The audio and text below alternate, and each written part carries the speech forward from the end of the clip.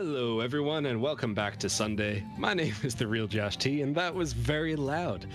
Welcome. This is Ancient Relics and Hokey Religions. We are very happy to be with you tonight. And as Steve Harvey likes to say, we got a good one for you tonight, y'all. So let me just introduce everybody real quick. We have Izzee right there on the bottom. Right next to her, we got Michael, also known as Master Yoda I Am. I always forget where the underscores are, but honestly, just look at it on the screen when it comes up, unless he wants to say it out loud. You want to say it out loud? You want to say it out loud? All right. Above him. Yeah. Mr. Yoda _I_am. There you go. There Just it around is. the eyes. Oh. That's it. You know, now that you say that, I'll forget it again, because I'm terrible like that. Yep, that's... You're the Right worst. next to him, the other person speaking is my good pal Jake, JnJ _. And then last but absolutely not least is going to be It's Evbo, and you can find him at twitch.tv/itsevbo or anything else /itsevbo.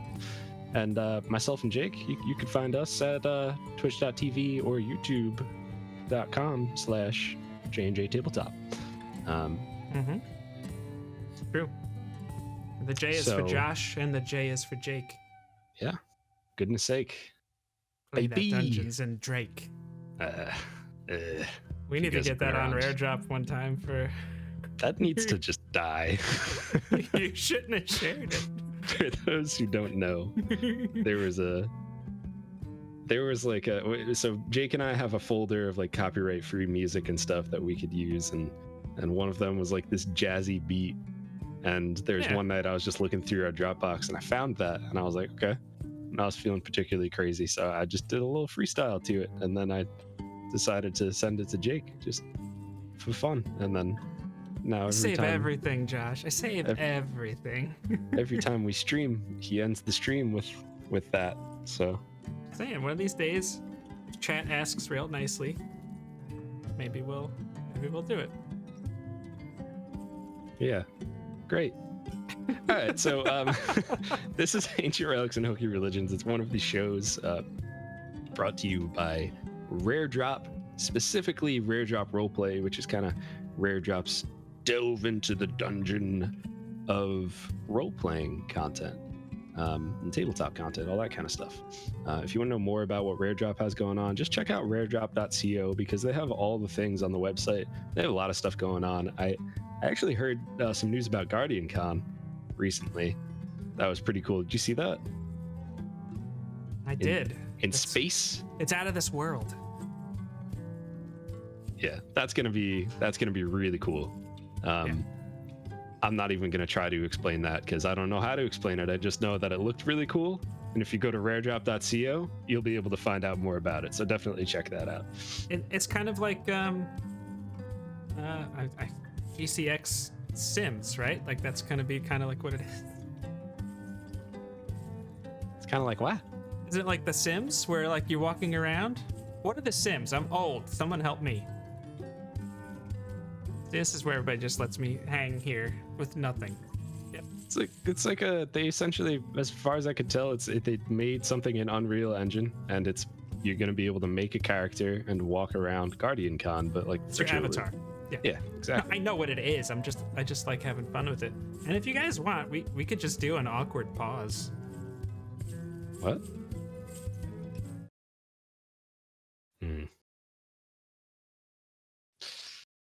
Yikes. This is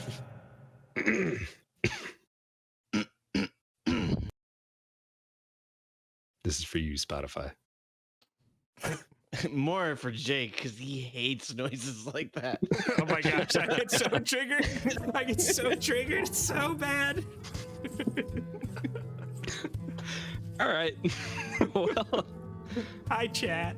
oh man. So Jake and I, we like to do something that we call JnJ Tabletop, where we just make fun videos and all sorts of, streams and content and that kind of stuff.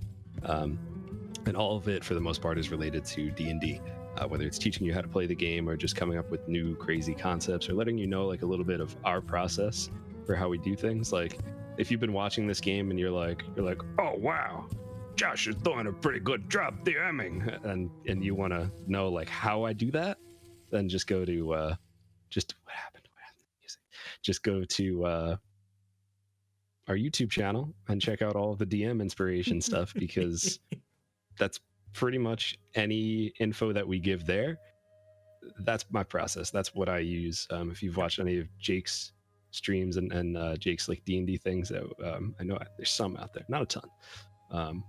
Really just Dragon by Spire Peak. But if you want to learn about like either of our processes, we pretty much agree on all the things that we post, and you could learn it at youtube.com/JnJ Tabletop. True. Aren't we doing something fun? Aside from whatever this nonsense is, I don't know what's happening tonight. No, we don't do fun things. Are we... Oh, wait, I think I know what you're talking about, but I'm not gonna say it. This is a weird night. Okay, it is. Right, I don't know what it is in the water, but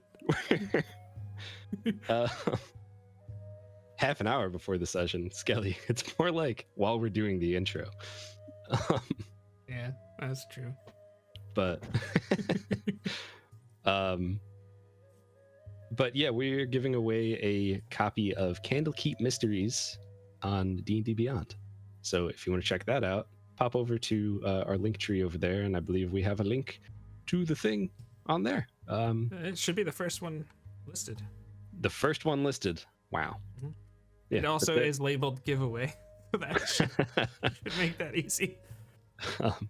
And then if you're not in chat, if you're listening to this on either YouTube or Spotify, you could either go to our Twitch, it's JnJ Tabletop, and you'll find the giveaway there. Or if you go to youtube.com/JnJ Tabletop, we did a short YouTube short video, and it is conveniently labeled Candlekeep Mysteries giveaway. And you'll be able to find the giveaway on there. So good luck to everyone. I think the 31st is when we're announcing the winner. Yes, that's a Wednesday, which is, I think, 10 days from today. So 10 days from today. Indeed. So, here you go. You got plenty of time, and there's some pretty cool stuff in that book. It's mostly like adventure hooks and it's just straight up adventures. It's 17 mystery themed adventures, and because we're doing it on D&D Beyond, we can give it to anybody. It doesn't have. There's no shipping involved, so it's global, baby. Yeah, that's kind of nice. Well, aside from that, then just pay attention to our YouTube, because we post videos every week. Like I said, last week we had an appearance from the lovely Evan Bow himself, as Ron Swanson. So yes, check Ron that out. Swanbow. That was a lot of fun. He talked to us about tables. Did. But we also had a couple shorts throughout the week too. Check those out. Jake did some fun things, and then me and him said other silly things in the comments. So check that out too. But maybe we'll do an Ancient Relics and Talky Religion sometime. What is that, Josh? I don't know. Nothing yet. Oh, okay. Should I not have said anything? No. All right, say whatever. What is that, Jake? Well, we were thinking it might be fun to talk about what's going on in our games once in a while, maybe every week, every other week. And yeah. Yeah, like a talk show. Exactly. Yeah, so if you guys want to know like what was going on in my mind during certain things, or what was going on, like what Mac is thinking, or a little bit of what Mac is thinking, all of the stuff that's going on as we're just playing the game that you don't get to see. Like, you get to peek behind the curtain a little bit, and we could just have some fun conversations. And also, if you have any questions, that's a perfect place for questions. So we'll be doing that at some point in the near future. I don't know exactly when, but stay tuned. We'll let you know. Yep. Aside from that, I think probably we'll, just maybe do a little lesson or something. Yeah, so one of the shorts I did was a rant about a lot of players will look at athletics and acrobatics and just kind of pretend it's the same thing. And there's a lot of reasons why I have a problem with this. The video, I definitely played it up to have a little fun with. I actually am not that aggressive on the topic, but that's especially with a newer player. However, Michael, you had a comment on there that kind of got me thinking. So, correct me if I'm wrong, but you phrased the question somehow like, if you're willing to use dexterity in the check, why wouldn't you just let them use acrobatics? Or something like climbing. Is that more or less Correct. If you're willing to say, you know, like you can make a dex athletics check, why does it matter which word that they refer to it as if you understand the meaning behind what they're trying to do? Yes. And which is a great question. It just kind of got me thinking because a lot of players might look at acrobatics and think acrobatics is dexterity. And it's actually not true. Acrobatics often is a part of dexterity or a reflection of dexterity, but you have a whole bunch of different skills. Typically, athletics is strength. Typically, acrobatics is dexterity. Typically, history is intelligence. However, there could be a lot of different ways that you should change the ability with a different proficiency.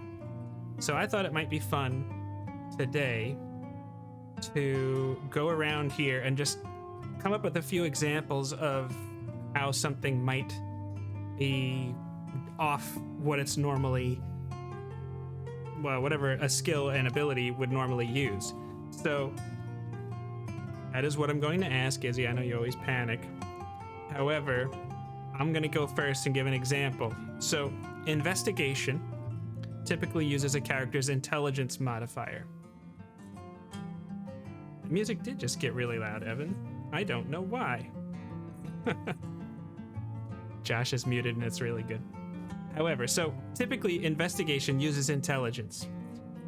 I was thinking if someone was like pulling an all-nighter, right? Like you're cramming for a test.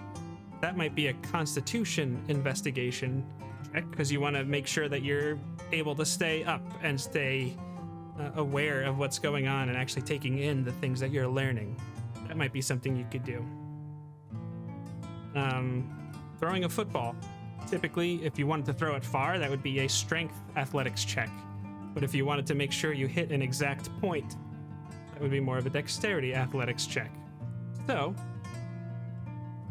what I'm going to do now is ask everybody that's not working on maybe Josh's microphone not working. Microphone works fine. Works fine. Yeah, Okay. I was just muted. To just come up with an example of two scores, an ability and a skill that normally don't go together, and a situation that might prompt that. So, I think I have one. I think for intimidation, you could possibly use strength if you're breaking something or using brute force as your intimidation, as opposed to just trying to like convince the person you're intimidating, and not just using charisma. absolutely. I think to me that's one of my favorite ones that you would cross because someone might not be much for words, but they break a beer can on their head or something. You're like, yeah. What was that? Does anybody else have an example? I'll go with Go ahead. Go ahead, please. Okay. No. I would say, and this might be a bit of a stretch, but I think it would be very situational, but would be a charisma sleight of hand check, with the idea being that you're using your charisma to distract the person while your proficiency or lack thereof with sleight of hand to Yeah. do whatever it is that you're trying to do. You sneak a key out of their pocket or something like that. I always thought something like, and I when someone like is really good with the fedora and they do like a little flourish and they go do the thing where they put the hat, that's kind of a sleight of hand, but it kind of has a certain panache about it, right? So like that could be, that could be another example. That's a great example. I would normally not think that, but I love ganache. ganache. Hey, this guy over here wants some chocolate ganache. Got Josh and Izzee. I'm sure Izzy's like, I don't know what to do. Is this gonna be a good one? Is it gonna be a bad one? If you want an extreme example, Always. maybe not an extreme example, but something, I don't know. I don't know why I'm trying to give a precursor to that. Maybe I'm just buying time for Izzee. I don't know. But a lot of the time, if someone goes to a tavern and they, when a bard and a commoner meet and they have a really good time, sometimes the DM asks for a performance check. Mm-hmm. I would say instead of using charisma, use constitution for that performance check. I think it's a perfectly viable way That's to make. just me. Yep, I think that makes total sense. Actually, one story. I had a bard that got along with a commoner one time, and I rolled a natural 1 on it on the performance check. It was great. That definitely never happened to me. It was my character in a game of Dungeons and Dragons. Yeah, we got a vibe today. Good night, everybody. Yep. All right. So, Izzee, have you thought of one? No, I'm gonna pass. Gonna pass. Okay. All good. Not a problem. Yes. If something doesn't seem to make sense and something else does, that's kind of one of the cardinal rules of D&D. I think I saw that mentioned in chat. But yeah, you got to do what makes sense for the situation, and that's just one of them. Oh, and Command Lesson actually has the link to that video I put together. So if you're interested in that, check it out.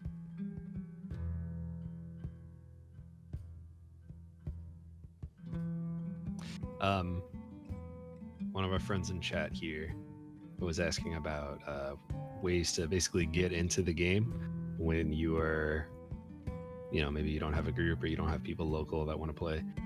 There's a lot of LFG type stuff for D&D.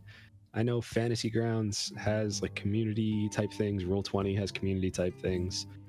Also, Captain Robert from the Tuesday game Reckoning Hour, I know he has a community night.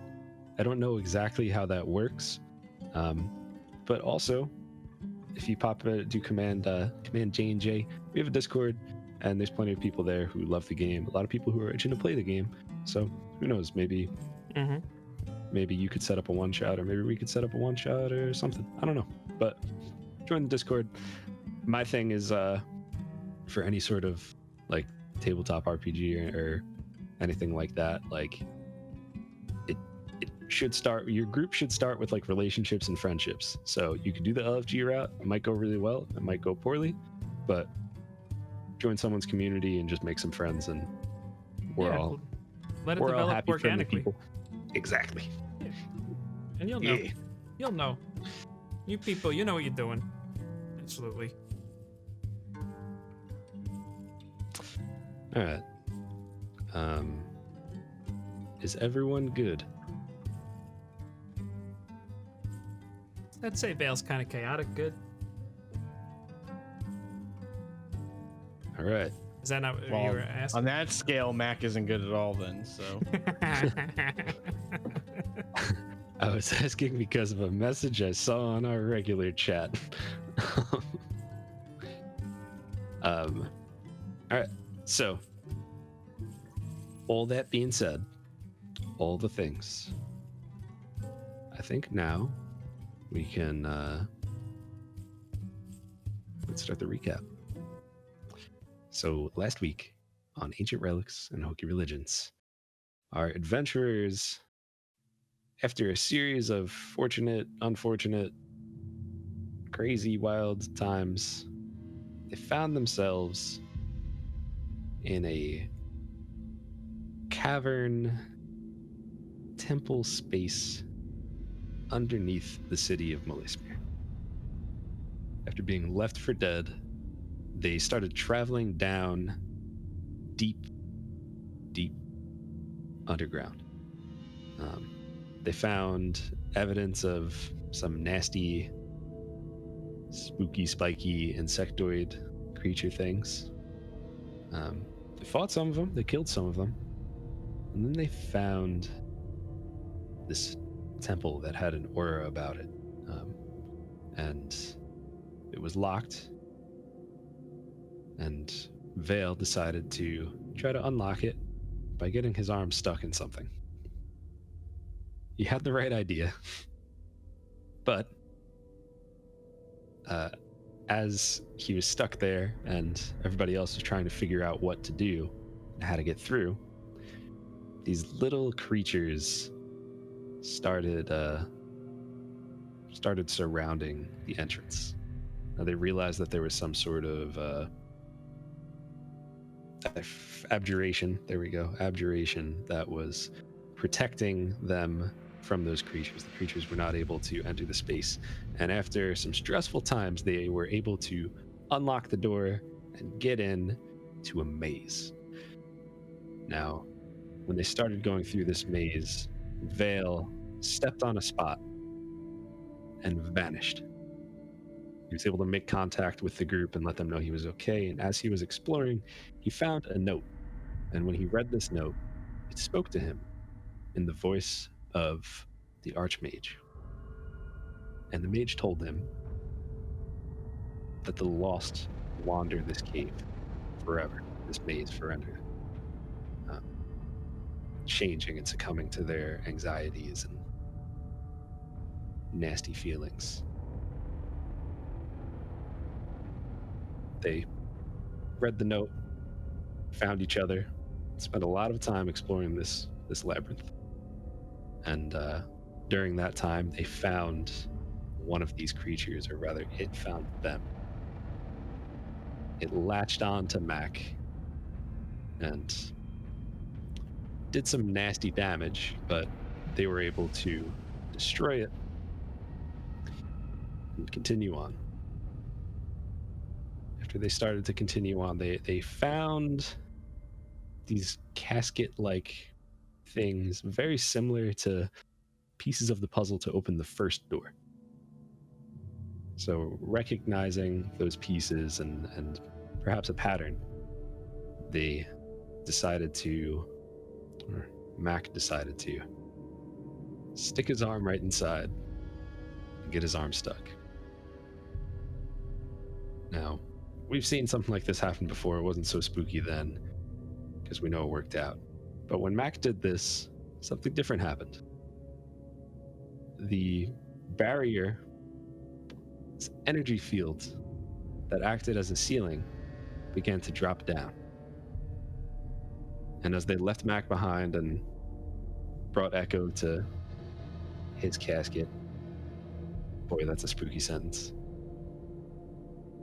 he stuck his arm in. It began to be trapped in place, and this barrier went down even further. Vale and Melly moved on to what seemed to be the last room. Vale used his mage hand to go inside of one casket. The barrier dropped to where it was just above their heads. With one casket left, not a lot of space. Vale, did you actually put your hand in it last time, or you were about to? Actually, I know I said I did. Okay. I'm just gonna set this. Well, that's weird. Why isn't it showing up my fantasy grounds? You guys are looking at my Spotify. Whoopsie. Strange. That's because you never changed it from last time. So that's my screen that it's sharing, I think. Yeah. You are right. Dash map.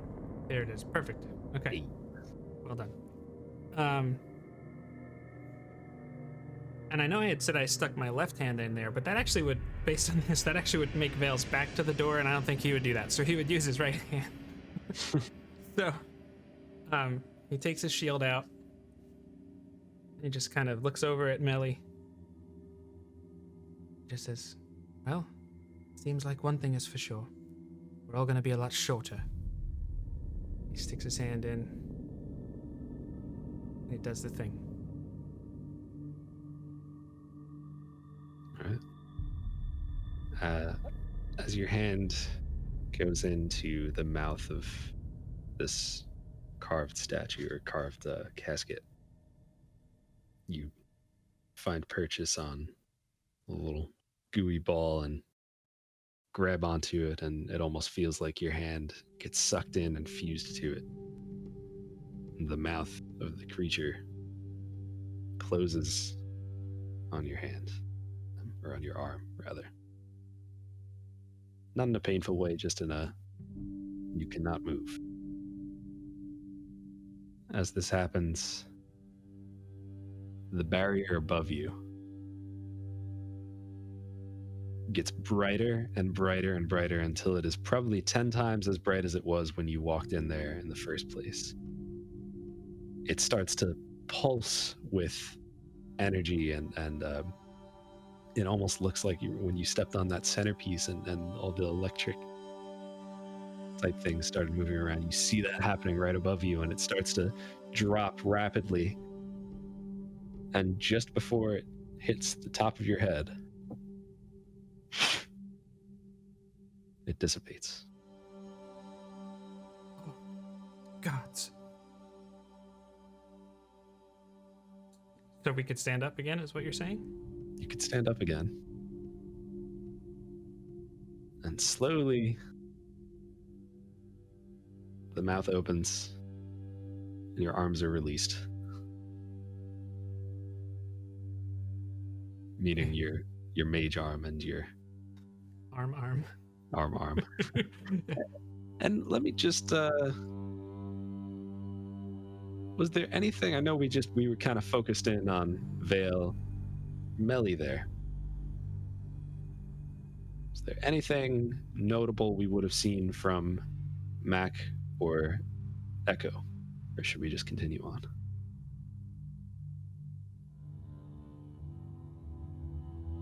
There wasn't anything notable. I mean, Mac was just relieved each time he saw the ceiling going down, just because he knew that meant they were reaching the other sarcophagi. Yeah, kind of the same thing with Echo. He was relieved when the first drop happened. But then the second one, there was definitely a moment. Maybe said some little prayers real quick. And he's pretty relieved. And then as soon as my arm was released, I would start heading up to that where the barrier was to see if that barrier was open. Okay.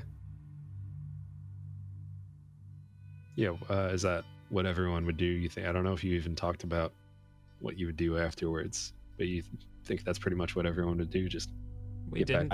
I thought we did. Did we not actually discuss that? I don't If we know. did, I don't remember, but that's such a logical conclusion. Yeah, I think that would have been the thing to do. Come on, Melly, let's go. And Vale's just gonna take off.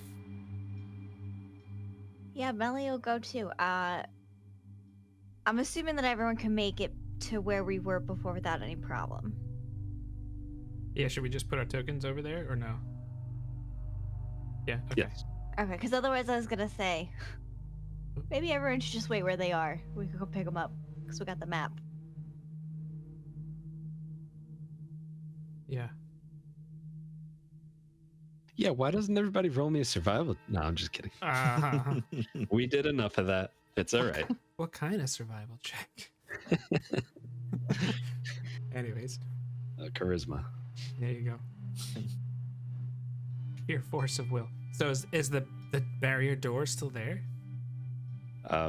So it is open, and you are able to, if you choose to do so, there's a small staircase leading up that you're able to go right through into an open room with these two large statues, similar design to the ones that you've seen before, similar glowing, but these ones are massive. Mouths, it doesn't look like you'd be able to get into the mouth of it, if you will. On the far end of the room, there is a doorway. It's a large gate is blocking it, and there's like it almost looks like an aerial view of the maze on that gate. And then in the hands of each of these statues, there is a pool of some sort of gooey, nasty looking thing. Almost looks like some form of like bile. And on the one on the right, it looks like it's holding some sort of like carved stone piece with like the outline of like the cutout of a hand on it, right in the center. Is that? It looks like the statue on the right of the map also has part of its face broken off on here. Is that the one you're talking about? Pay no attention to the face broken. Yeah, that Totally is the one I'm fine. talking about with the that has, we'll call it the handprint. The one on the left has the goop.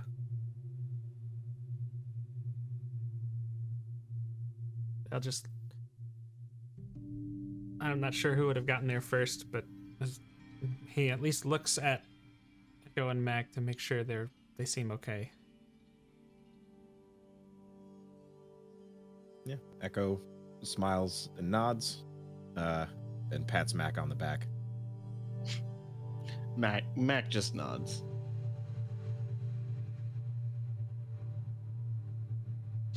That was stressful.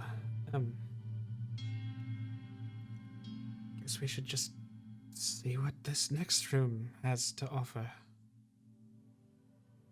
Yes, with any luck, there'll be some more coffins that we could put our hands into. If only.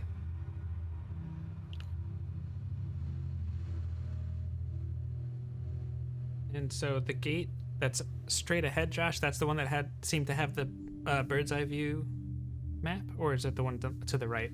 I'm sorry if I missed that. The gate directly ahead is the one that seems to have a bird's eye view of the labyrinth. Okay. All right. Dale's just gonna look at. This was the one with the handprint, so he's just gonna start looking and seeing what he can make of it. If it's like huge or anything, or size, if you could tell the species. Like of the hand that's supposed to go in there? Mm-hmm. Roll. Is it like- Good. What? I was just gonna say, does it look like just kind of generic, or?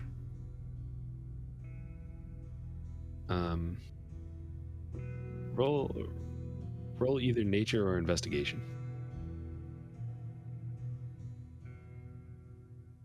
Okay. Natural 20 for a 23. They both are the same for me, so. Okay. It doesn't look like it's for a specific creature, maybe. It does look a little bigger than your hand, though. Just kind of like as you look at and try to see if there's a difference. Try to compare. Yeah. A little bigger. Okay.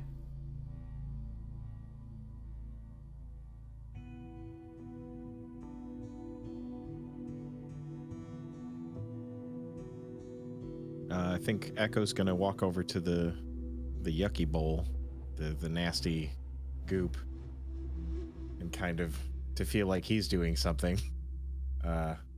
Just look at it and see if he can make any sort of discernation of what it could possibly be. And I would have walked over to that one also.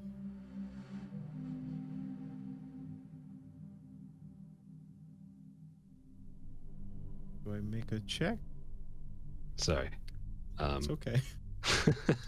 So you,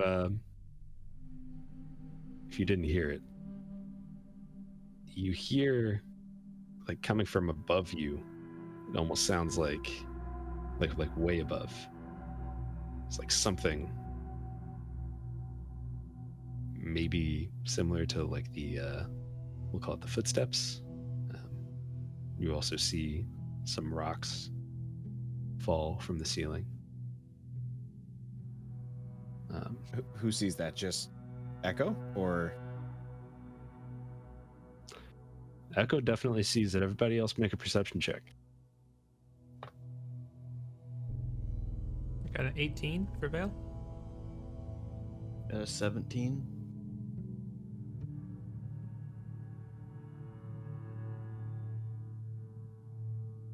A natural 20. Hey. Yeah, everybody hears it.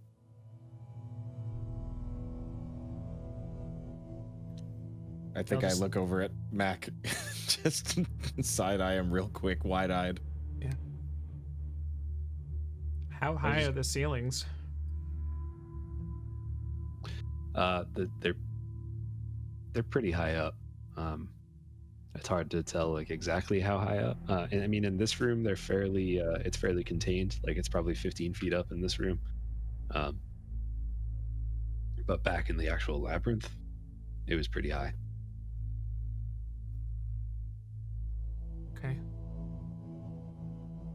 Could we?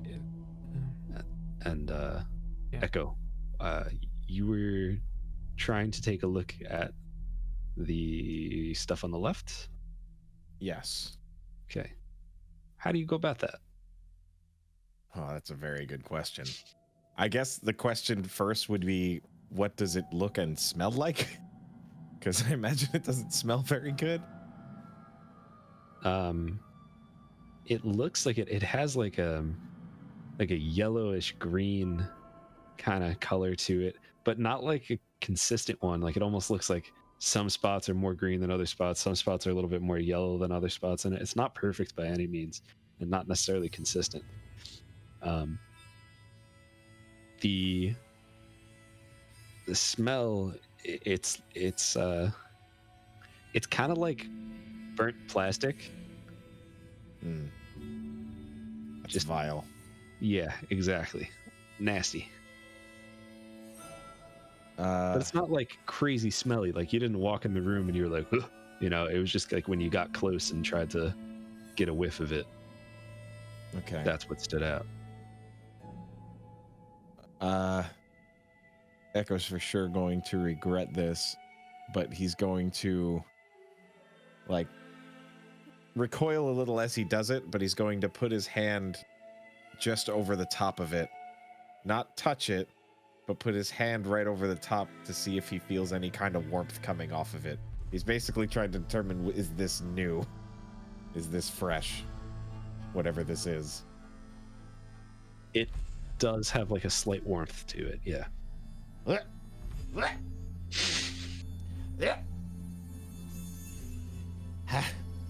Oh, gods.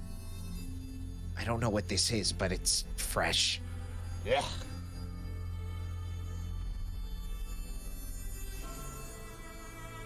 Also, you all heard that, right? Yes. That would come over here, I think. We better Could we keep our tell- guards up. Yeah, could we tell what direction maybe it might have come from, or is it just sounds kind of in the chamber itself? Like, The sound? yeah. It definitely came from like just up above, not necessarily directly above you, like in this room, but like where that barrier once was, something from up in that direction. And Melly, with her natural 20, she actually saw like some dust and like minor like pebbles fall from the ceiling and kind of crack onto the ground and bounce off.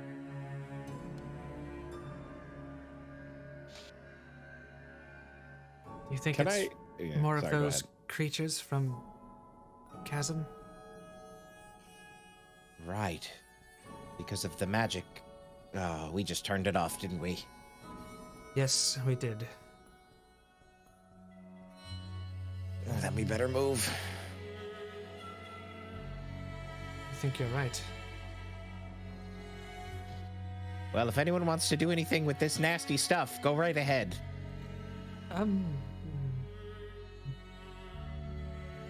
Want is a strong word, Echo.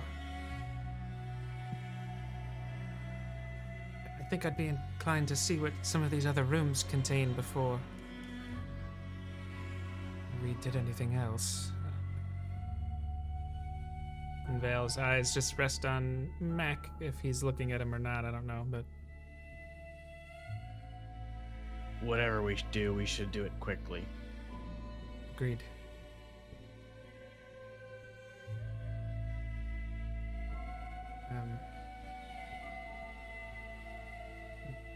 Vale's going to examine this door over here then. Just see what he sees. This one just looks more like a door, just like a regular door. Can he check it for traps? Sure. Yeah, roll. Give me a quick, freaking perception check. Okay. It's a 13. Doesn't appear to be trapped. Okay.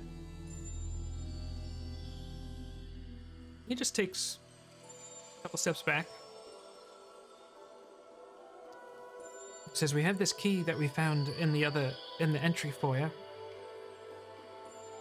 But you can just cast Mage Hand, and is there a doorknob or handle of some kind, or? There does appear to be some. It's one of those click, like those kind of guys. Mm-hmm. He tries to open it with the Mage Hand. It appears to be locked. Okay. He takes the key that he found in the foyer with the Mage Hand and tries to unlock it. Yep, there's a keyhole. There is a keyhole. As you take the key that you found from the foyer, pop it in there. It almost appears too tight at first, and then it just kind of seems to have worked. Mage Hand, open the door. The door opens. All right. As it opens up, you see a room with a large table in the center of it, some sort of little desk-like thing against the far wall, and then various bookcases all throughout, with notes just scattered on the table. Okay. Vale comes over here, takes the key out of the lock, and just says, "This looks like some kind of workstation. I'm gonna start seeing what I can find through these notes."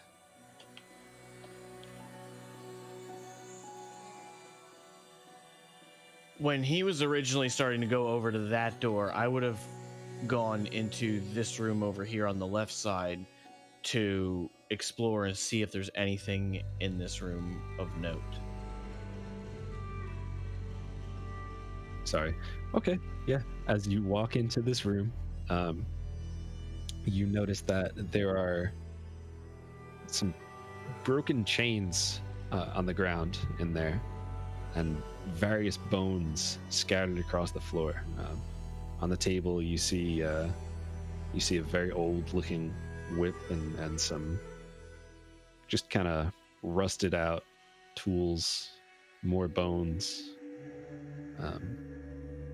and you also see a whole lot of containers, like clay pots, like if you've ever played any Zelda game and there's a million pots sitting in a room, you see a bunch of pots like that, and then some containers that you think probably would be used to pour some sort of liquid.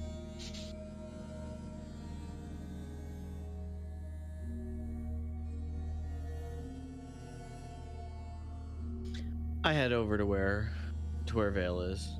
I don't I don't try to go through any of the pots or anything.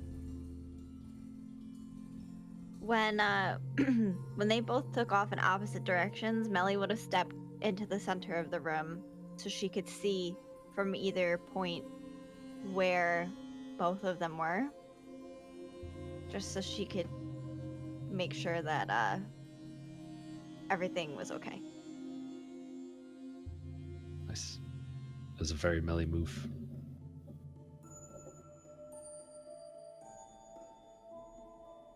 Making sure everyone's safe. Mm-hmm. Was Echo still out there? Yeah. He's getting real weirded out. As I'm sure. So are we still hearing, are those sounds like pretty consistent? Every so often we're hearing like that skittering, little rocks falling to the ground and stuff. Yeah. Yeah. He's getting nervous, and like he got a little bit sick to, I would say probably safe to say he got a little sick to his stomach about that stuff. Something about it just really isn't sitting right with him.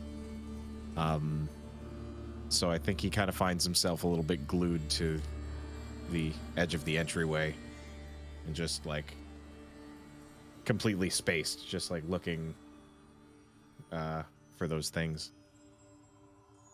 Can we see the ceiling? Like, is it lit up or is it dark? It's pretty dark up there. Oh no. You know that there is a ceiling, but like making out details on it is kind of fuzzy. It's pretty high up and pretty dark. Pretty high. And I go Pretty ahead. dark. All right. I would Don't also like that. say that Echo, if you're spending that much time like focusing on it, you would definitely notice that you don't hear it like directly above you, but more above the labyrinth. Okay. Yeah, he's just gonna keep looking. I don't think he's gonna say anything about it. He's a little entranced.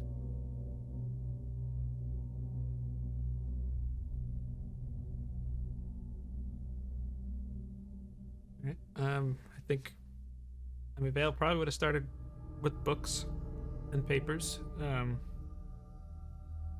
Just seeing if he could learn anything from them. Okay. Go from there. Roll me an investigation check. That's a 6. Nothing yet. Spending some time looking through it, and pretty tough to make out anything useful. A lot of it's written in a language you don't understand, and Really? it's, some of them are just completely blank in general. It might take you a little bit to find anything.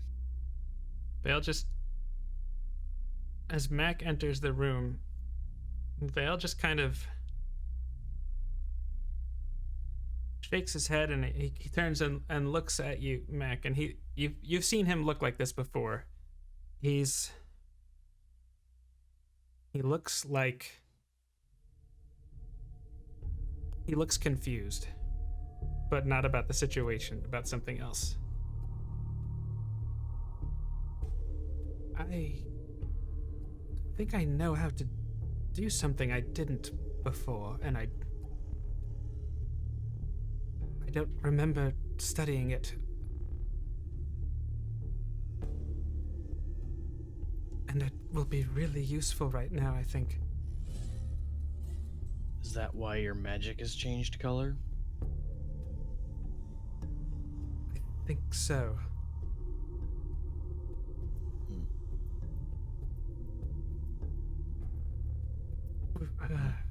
How do you think it'll help us? What can you do? This isn't by chance in Halfling, is it?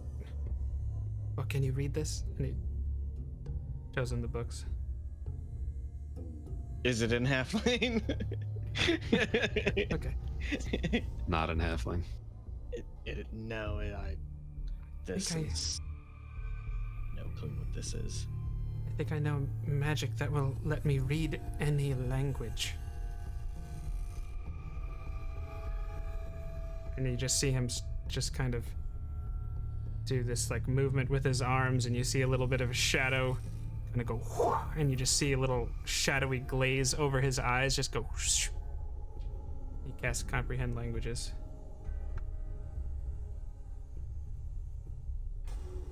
It says for the duration, which is an hour, you understand the literal meaning of any spoken language that you hear. You also understand any written language that you see, but you must be touching the surface on which the words are written. It takes about a minute to read 1 page of text. It doesn't decode secret messages or things like that, but what's written there I would know. And so he just puts his hand on the book and he starts to read it. All right. Roll another investigation check.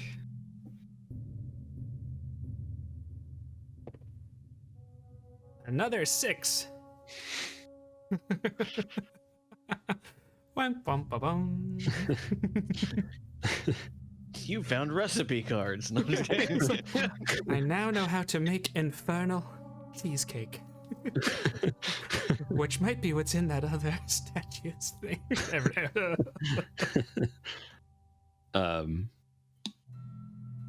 Yeah, I mean, you know, you start to look through, you grab one of the books that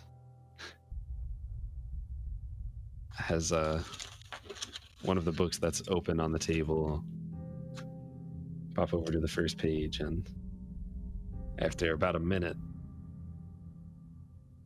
you translate it to the lusty Argonian maid.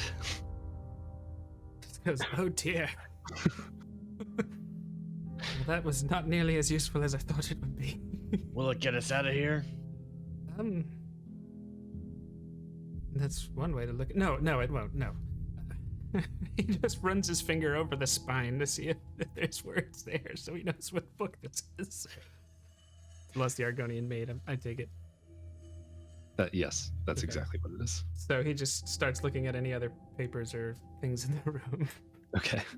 What is everyone else doing as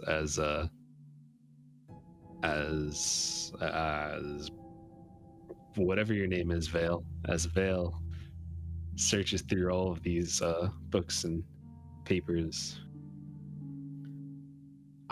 Mac, once he sees that Vale casts a spell and starting to look at books, he would try to look at the other doorway that's in this room. So that, if it's a doorway, is a flaw in the map. Okay. All right. Nope. That's fine. It's yeah. There's no doorway there. It's actually just part of the wall. Okay. Okay. Is there anything else that anyone else is looking for or looking through or anything, or is Jake just, or is Vale just reading things and people are waiting on him to make sense of things? How long would you say it's been that he would have been looking through things? Probably several minutes for him to start like searching through, like, you know, the first investigation check, just looking through things, trying to find something important, and then, you know, spending a minute at a time reading pages to attempt to find something useful. It's definitely taken a few minutes in there. By a few, I mean probably 10 so far. Wow. Okay. With it having been that long, I think after a few minutes, probably a few minutes into that, Echo probably would have just looked like in that direction and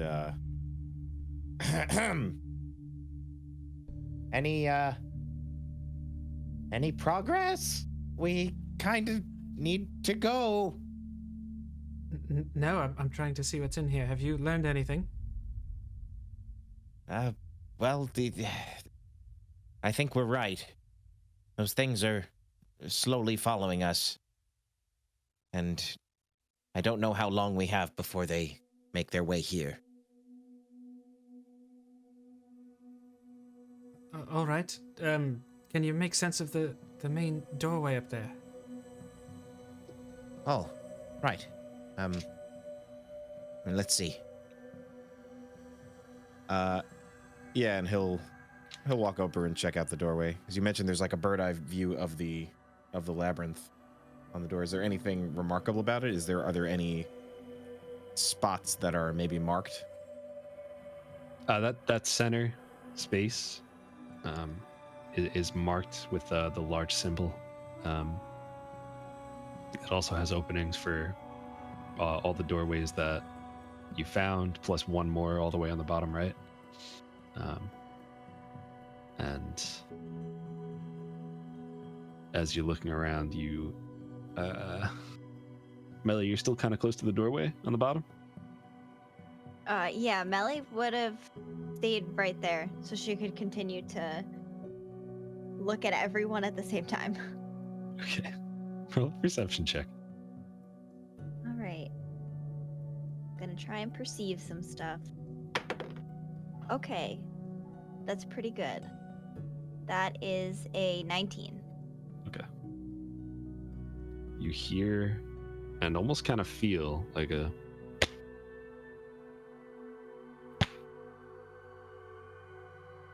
it's just supposed to be one, but I didn't like the way it sounded on this notebook, so I tried to do it again.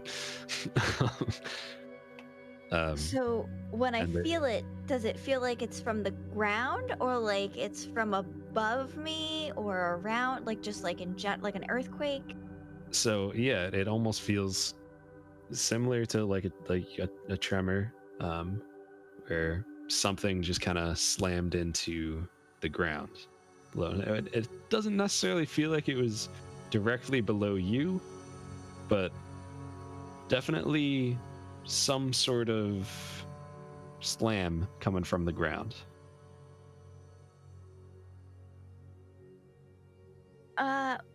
I know that this has already been expressed, but we do need to hurry up. I think there's something very large coming. I heard a very loud thud, but it was just one, so I'm not sure if it was a very large creature, but it shook me almost like when the cows would stampede. Oh, good. Where did it come from? I don't know. Oh. Yeah, I am really hoping that it's not in front of us, because then we're going towards it. Echo, how's that door coming along? I just got here. I'm trying to figure it out. Sorry. It looks like a layout of the labyrinth. There are some markings here. The rooms that we found, the big symbol in the middle. I think a room maybe that we didn't go into, but I think it's things that we've mostly seen. I don't think this gives us any new information. I'm trying to see if there's a way to open it. And I would like to also check for maybe there's a handle on it. It just sort of opens. Roll investigation. If you fail, you could also roll investigation again. Investigation. Okay. It's only a +1 for me. Okay, so that is a 13. 8. Dang. I had a natural 20 and it's been all downhill since then. I'm sorry. It was 13 for you? Yes. All right. So as you look through, you could tell that the image of the labyrinth is really kind of, it's like engraved and burned into this gate, but there doesn't appear to be any seams in there. It runs from the floor to the ceiling. So it doesn't really look like a door? It's just like it's part of the wall? It definitely looks like a doorway. It's inside a little bit, like you could tell it's a little different, but it does look like part of the wall. Wait. What? If anything, maybe there's a seam at like the bottom, but it's definitely nothing like in the middle or through or anything like that. Saying like I it don't might know. lift or drop, like that kind of a. Okay. Yeah. I have a quick question for you, Josh. They're not that easy to see, but in the four corners of the room we're standing in, looks like there's something. Like a brazier or something like that, or if that's just not supposed to be a thing, then great. But It is just. Hold on, let me. for chat, this is Are what I'm they- talking about. Are they watermarks? From the Like person of the who ma- made- for the No. artist, maybe. No. Yeah. Nah, it's just a design. Okay. Okay. It's just a design and part of the floor. Well, Bill, you rolled an 8.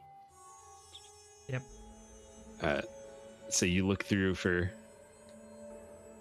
It probably takes you the better part of like another 5 to 10 minutes, as long as you would allow to spend that much time looking through these papers trying to find something important. I think once Melly said she heard a sound, I don't think I would have continued. Mac, were you trying to help him look through papers too, or were you just watching? No, because he asked me if I could read it, so then I just, like it wasn't on languages that I could read, so I was like, okay, there's no point in me looking through papers.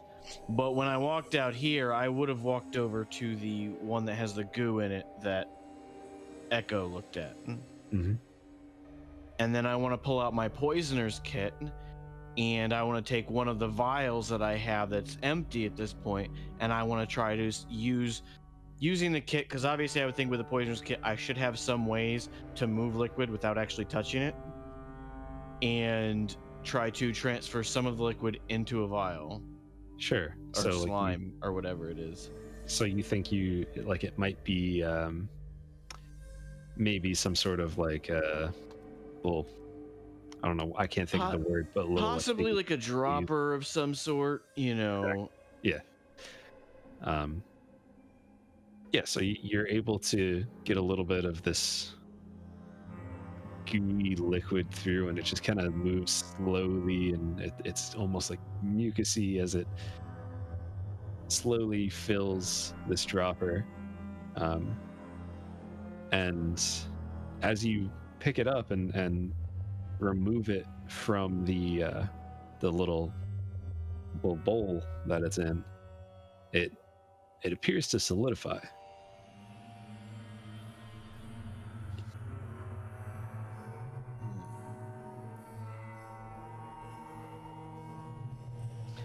Would I have any clue what type of what could cause that, or if I have no clue what it is, so it's hard to even ask questions about it, but would I have any clue as to what type of material or magical effect might cause this? Roll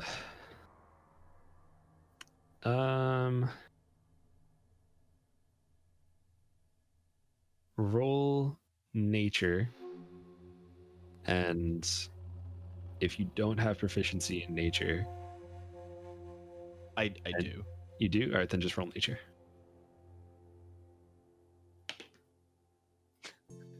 Didn't help much. It's an 8. Not entirely sure the nature of the goop. Just looks like your standard Mr. Magoop.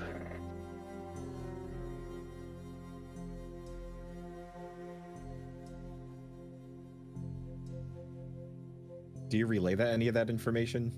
Yes, I would go, well, it looks like when it's removed from this bowl, it turns solid. Really? Is it Wait, is can it I- still warm, by the way? Or does it seem to have cooled down? It's cold after you remove it. And I don't know if it's the cooling down or being away from the bowl that causes it, but it's not warm either. Can I see? Of course, and I show him the dropper, because I'm assuming that I wasn't even able to put it into the vial, Because it solidified that quickly, or It went into the vial and then okay. no, it stayed in the dropper. Sorry. Okay. Okay. Yeah, I show him the dropper. What does it look like? Like the same stuff, it's just solid? Did the It's color like- change? It got darker. So kind of like epoxy drying. Mm-hmm. Exactly like that. Oh, hells. Almost has a bit of like a grayish color now. Yeah. Echo looks at it and then gets like a real nasty look on his face and looks over at the stone thing with the handprint. What? And goes, Mm-mm. What are Mm-mm. you thinking? He walks over to the stone with the hand carved in it, and puts his hand up to it to see if it fits. To see if it's It close does. enough You to a must have halfling quit. size. He said it was pretty big, right? It's a little too big. Oh, thank God. Okay. I think. I think we need to put a, stone hand in this stone slot. Oh, I don't know what that is, but it sort of looks like stone now. And, I shan't be dipping these. These are my bread and butter. we could use the mage hand. See if that works. Give it a shot. Suppose it's worth a try. Right. It's a lot more sanitary. Yes. I'll cast his mage hand. And tries to form it to the same shape as the thing. And he puts the mage hand into the stone bile liquid thing. Okay. Reading mage hand, aren't you? I am reading Mage Hand. It's one of those things. This is such a weirdly specific thing.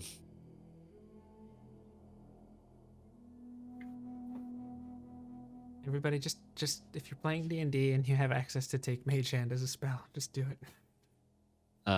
Yeah, as you stick the mage hand inside, nothing happens. You know, put the hand in, remove it. Okay, maybe it reacts to living flesh. Right. My dropper's not living flesh. Oh, Hmm. that's a good point. I wonder why. Well, I will also say that you would know your dropper did not turn to stone. However, the contents within it that it took out of the thing did kind of solidify after they were removed from the pot. somebody just needs to do this. I don't want to stay here in case those things show up. On that note, I stick my hand in the goo. Did you say hand or hands? Hand. Okay. One hand. Was it the correct hand? Yeah. Hopefully. Hopefully. Gets awkward quick. That's a fair point. Which hand is Which hand would it have needed? It looked like it needed a left hand. Okay. So I would have. So you stick your left hand in, and as you push it down, it's thick, and it just kind of sticks. It almost feels like sticking your hand in like a thing of honey, except maybe like a little bit more watery than that. And as you take your hand out, some of the excess liquid just kind of drops off, and your hand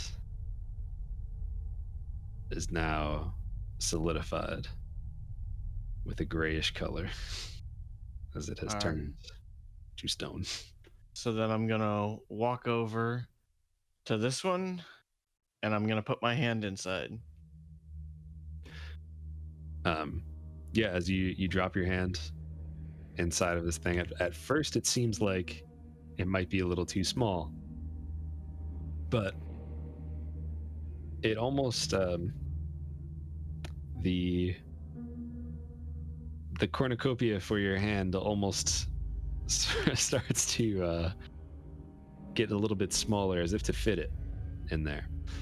And your stone hand gets stuck there for a moment. And as that happens, the eyes on the massive statues begin to glow bright, and the maze that was engraved into this whole gate thing starts to glow with a green light from the bottom as it goes up and through all of the corridors of the maze all the way to the top, and then it shines out very bright, almost blinds you for a moment, and you hear as it starts to rise from the ground and the gate opens up.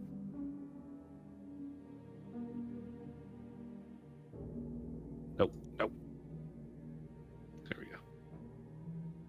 Now, does my hand just come out fine, or do I have a concrete hand now? You remove your hand from the thing, from the statue, and it is solid. Solid meaning like still stone. Sounds like you have a 1d8 unarmed attack now. Look on the bright I have a side. club in my left hand now.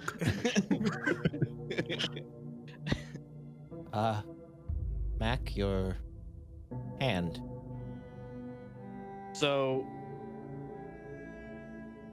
what Mac is gonna do now is he's gonna kind of look at the statue and just like slam his hand against it, and hopefully it doesn't break his arm. To try to see if it'll break the concrete. Roll a strength-based attack with proficiency.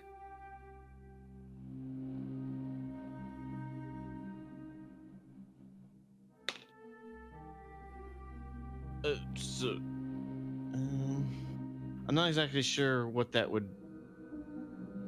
So basically, roll Okay, so d20. that'll be a 13 to hit. Okay. Roll a d8 plus your strength modifier.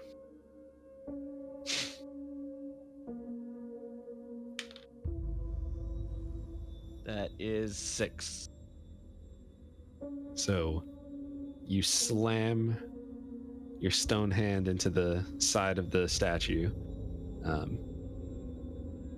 and the statue itself just kind of it has like a little mark in it now as your hand slammed into it.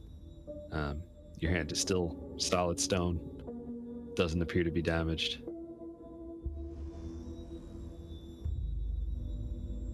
Oh. All right, well, Is that something you can help him with, Melly? we can worry about that as we continue. And I just start walking through this. Mac, through what this is door. your problem? What do you mean? What's my problem? We're in a labyrinth being chased by who knows what, and we don't know where we're going. It might And take a there second for her is- to fix that. Your attitude is not helpful.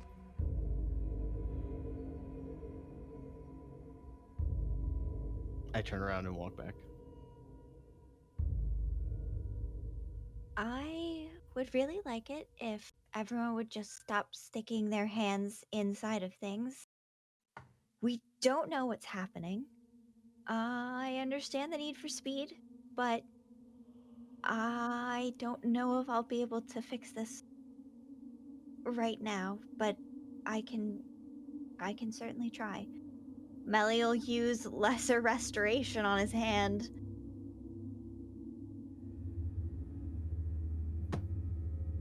I'm assuming it does not work.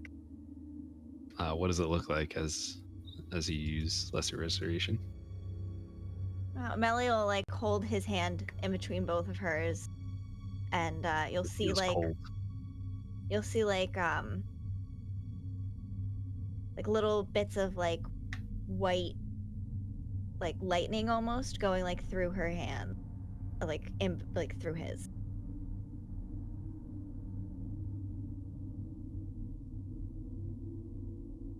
It appears to have no effect. All right. Well, I think that this is kind of like the people that we saw outside. I think. I'm not totally sure.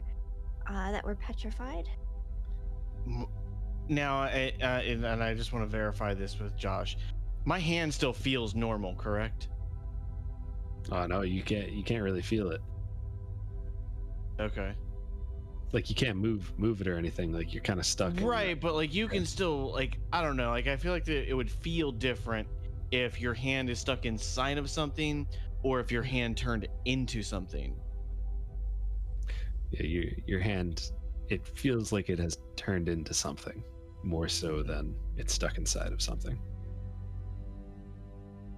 And I actually, does it look? I mean, that was just what I was gathering. Does it look like the same things from outside, where like the people were petrified? It's very reminiscent of the people who were turned to stone by the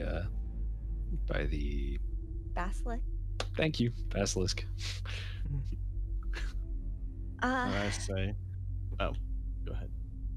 So, I'm not strong enough to fix this right now. So I guess we should just keep moving. Don't hit your hand against anything else. Unless you want to not have a hand anymore. Do you think that scroll we found might do the trick? Oh, we still have that. It's true, we didn't use it. I don't know how to use it, though.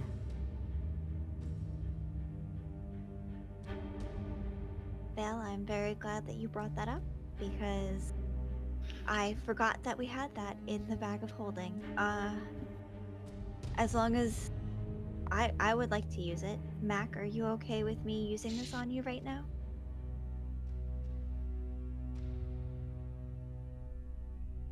Personally, I would say no. All right. How But- about Echo and Vale? How do you both think that we should use this now?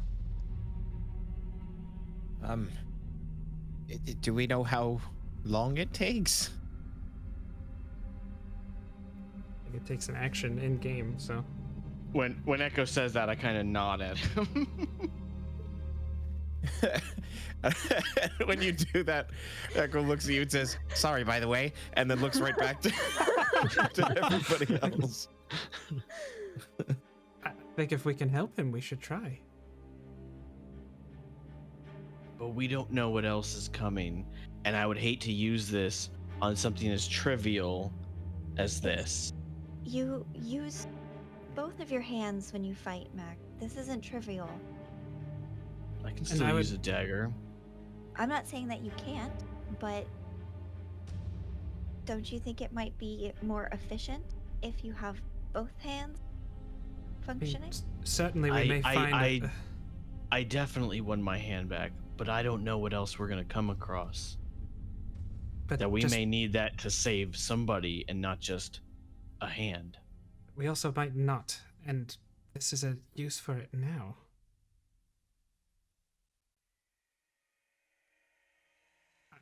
I'm not gonna stop you, but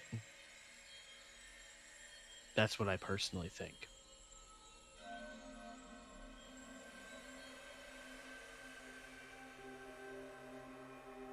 All right, we're gonna do this now.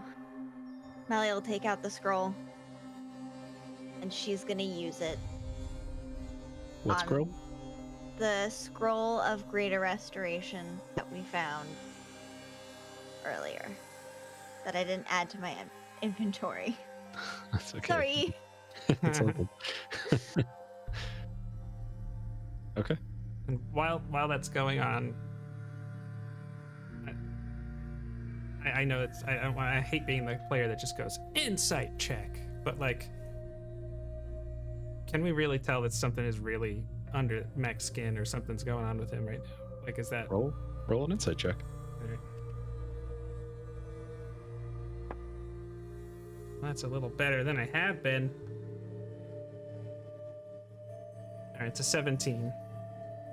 Michael, with the 17,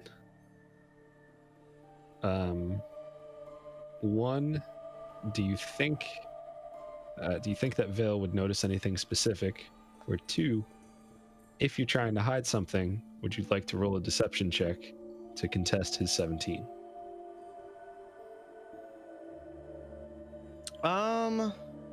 I wouldn't be trying to hide anything. I would say that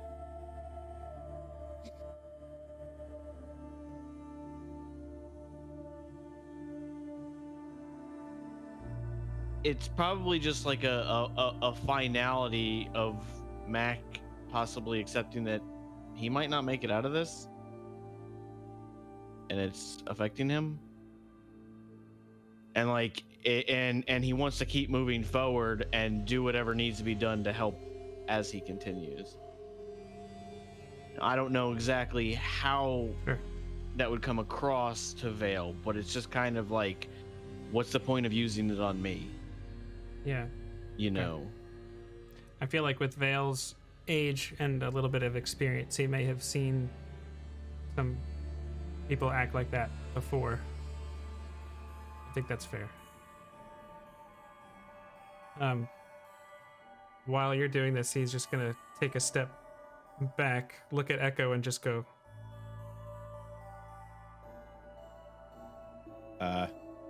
Yeah. Echo's eyes go purple. Yes, my friend. Mac's confidence is shot right now, and he doesn't believe he's worth saving. And that couldn't be farther from the truth. No, it couldn't. I don't think he will listen to me much at all right now. I know you two have a special bond.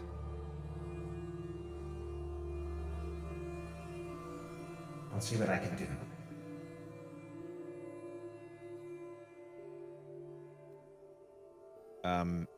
So, just out of curiosity, when that happens, is there anything else going on? And would I notice Echo's eyes go purple? The other thing going on would definitely be that as soon as this door gate opens up, there's like a bright green light glowing from inside that room. A small staircase going up. Just the standard tap tap tapping on the ceiling. And roll me a perception check to see if you notice the purple. You've seen it before, so you definitely know what it means if you notice it. It's a 13.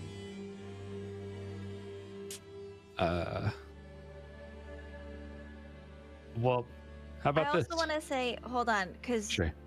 my understanding was that Vale was doing that while Melly was using the scroll. So no, it doesn't take a long time, but that also was happening. Okay. And that's also kind of why I asked, because if something like that, you were using a spell on me, I would probably be a lot more distracted and not noticing something else like that going on. Yeah, I mean, why don't you Echo roll a stealth check with advantage, and we'll see. Okay.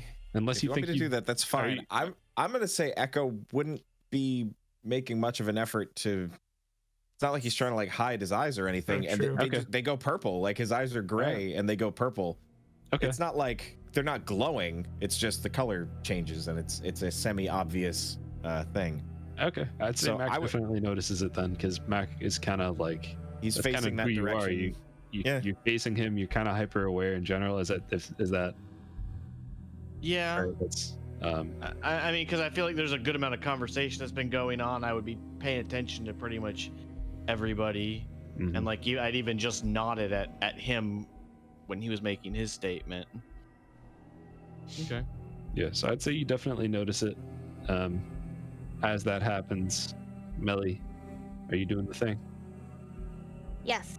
Yes, I Do am. the thing. All right, so she's gonna take out the scroll.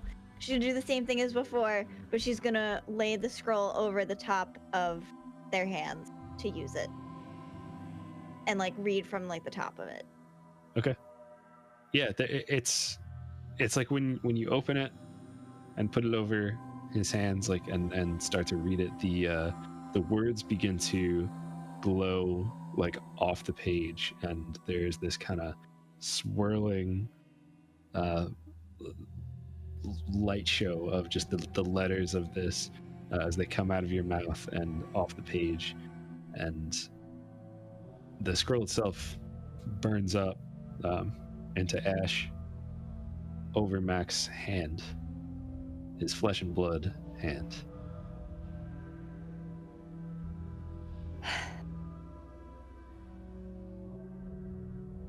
All right, so Thank you. well, we can't just have you not have two hands. I feel like that it's gonna make it real hard to, do stuff. Now if everyone could just please do me a favor and not stick your hands in anything else until we've figured a few more things out. Please. We'll see. The night is young. He'll just kind of. He just makes like a Jim from The Office face a little bit, like it's like I'm not Looks at the promising camera. anything. Yeah, not promising anything. Promise to do nothing that I think would be too reckless.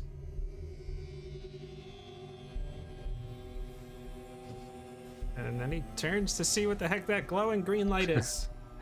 Yeah, as you see that huge glowing light coming from in the room, you walk up the small staircase, Yeah, I do. and we're gonna take a quick You break. can do that. You just.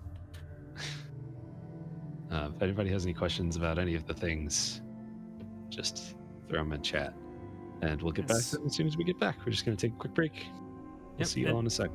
For anybody that has shown up since the opening, we do have a giveaway. Use command JnJ for our link tree. It's right there, just like Josh brought up. We'll see you soon.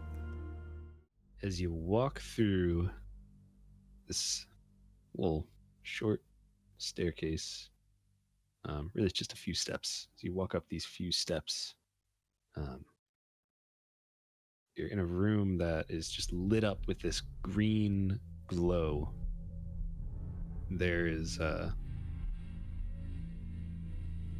There's like some sort of just markings all over the floor, and you could see as they come out, it almost looks like the engravings on the floor themselves are meant to like represent a maze like pattern or shape. In the two uppermost corners of the room, there are two normal sized statues with the same glowing green lights coming from them.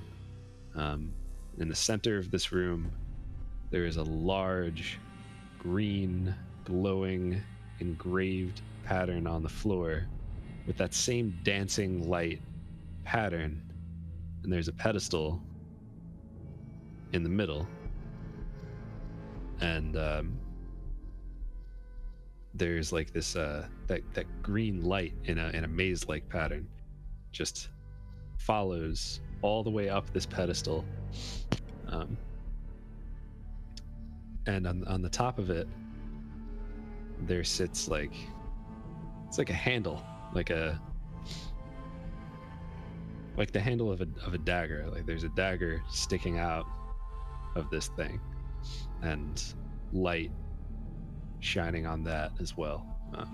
Throughout the rest of the room there are 6 pillars, and on the far left and the far right side of the room there is an opening into some sort of room.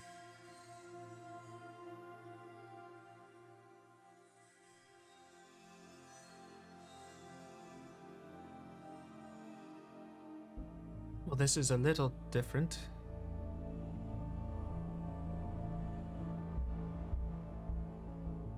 Oh my. How, I guess it's not that big of a room, so I guess we could probably see the dagger pretty clearly.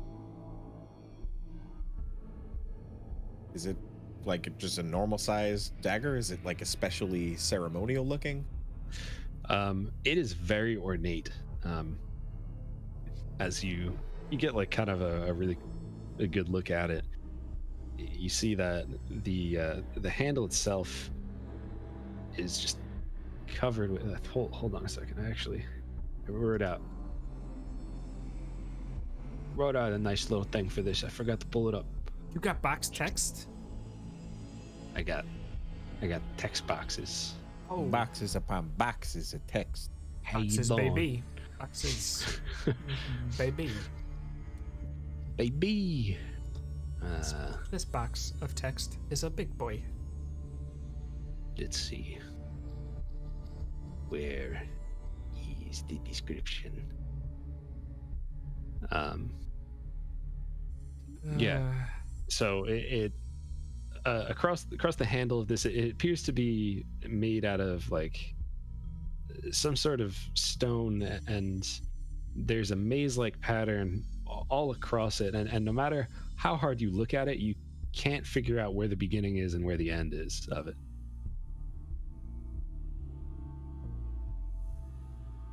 Of the maze that's depicted on the hilt. And it is glowing green. Hmm.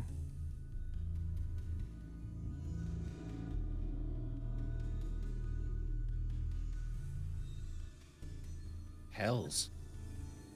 Yeah, we'll step forward here, and he looks to the left.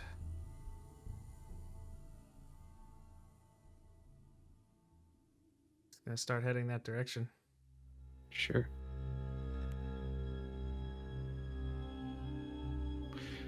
Yeah, and on the left you find an open room Oh, with it's fairly small,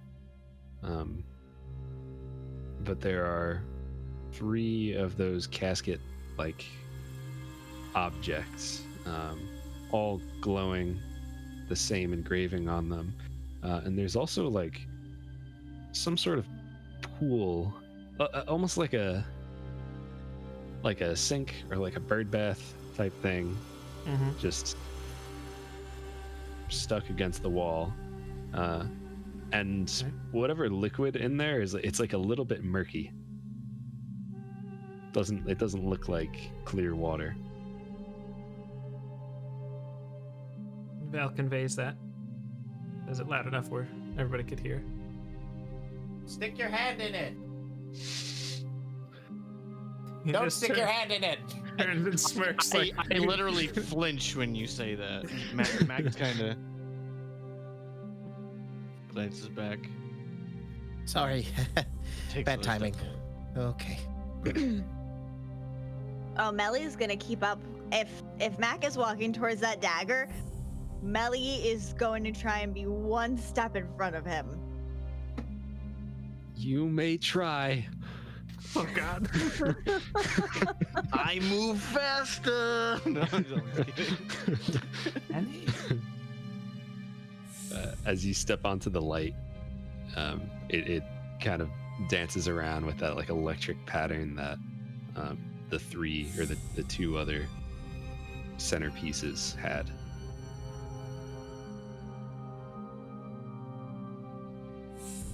So as I'm walking up to it, obviously I know that Melly is literally right there, if not like trying to like stay a half a step ahead of me kind of a thing. And I just kind of, I'm not like going for it. Like I am walking towards it, but it's not like there's any intent in my focus. And as I get close enough to it, I kind of turn to you and just, so is there anything that you can tell on this? Obviously, there's got to be some sort of magic going on with this dagger. May I make an Arcana check? Sure. Yeah. Cool.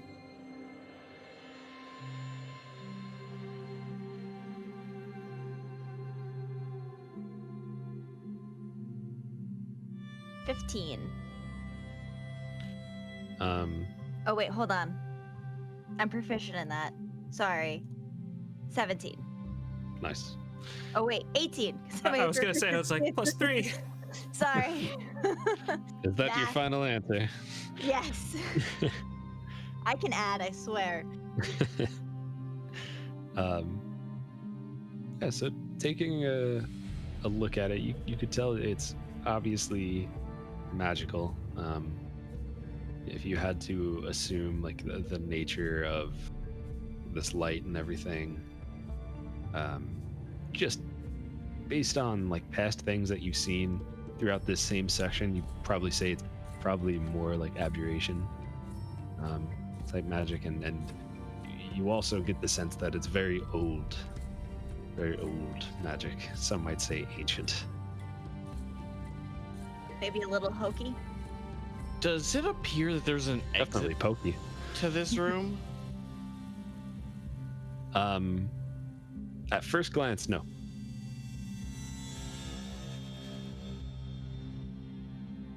What was the Well- question? I didn't catch it. Sorry. If there was an exit to this room. Yeah.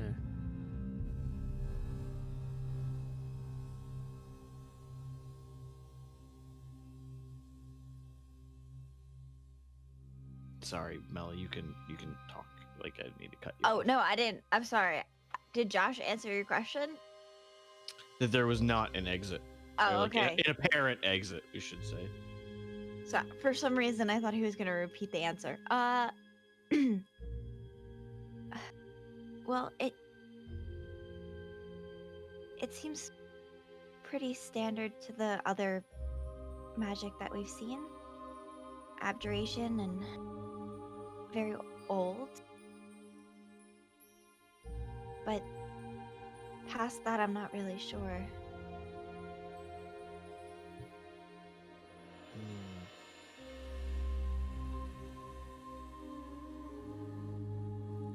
Well, we probably need to finish looking to see if there's anything else. I mean, other than what's possibly in either of these two rooms, but the only thing that it would seem to do would be to pull it.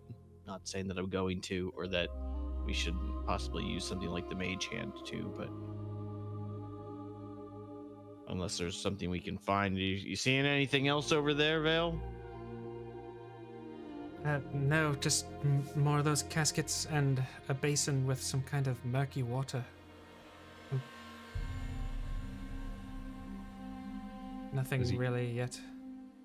As you kind of check around in that room, underneath the basin, you see that there's almost like some little bits of like rock and hard like mud on the ground. Probably remnants. Something. Vale mentions that they may have made the substance in the other chamber here.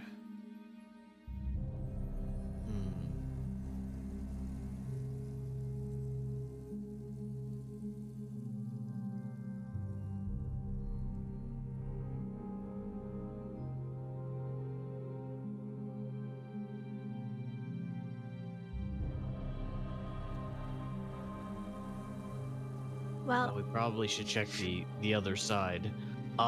Echo, can you kind of keep an eye on the door to make sure there's nothing coming from behind us? Of course, friend. Thank you. And I head over this way, and is Melly like walking with me as we're going, or what is Melly doing? Melly will walk with you, but every so often she's turning around to see where everyone else is. If anyone's getting close to the dagger. Vale just nods and kind of motions like, just go. Like, you see him walk over towards Echo. All right, well then she'll just focus on where her and Mac are going. First, I would take a look at this statue. Does it look any different than the other ones? As in, like, does it look like the mouth is open to where it will be a similar type of trigger as the original ones in the first room? It appears very similar to the other few that you've seen, or several, I guess, at this point.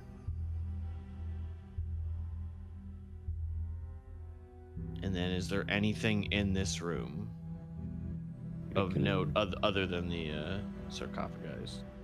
Make an investigation check. That is a 17. As you rummage through, you see the sarcophagi. You see the there are also some like pots sitting in the room with like very ornate designs on them, and some sort of desk sitting on the just in the far corner of it. As you look through the desk, there doesn't appear to be anything of note.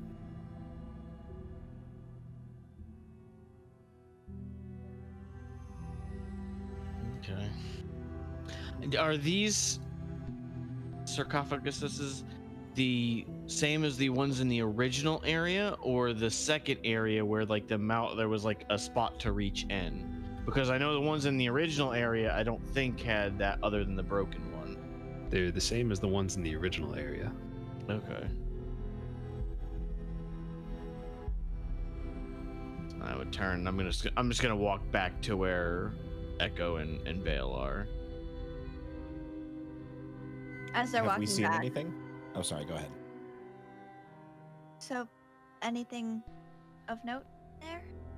Not really. I mean, the only thing that I seem to have noticed is just that these statues appear to be like the ones in the first room where we had to put our hands in them, but the sarcophagi were not like that.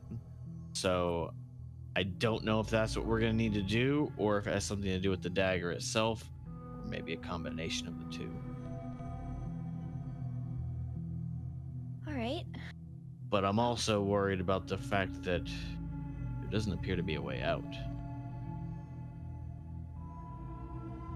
You know, I was so focused on the dagger that I didn't realize that there's no exit. That is a predicament. Maybe. Well, I'm maybe- hoping if we activate something, maybe it will either create an exit. I don't know. Hopefully Echo and Vale have found something. Melly's gonna put her hand on Mac's shoulder. I'm glad you're okay. And you're just gonna like, when you do that, you're just gonna like feel like it just like he just like collapses down just a little bit. He's like an inch shorter now. And then he's just gonna kind of keep walking, but probably a little bit slower. Melly will keep pace with him.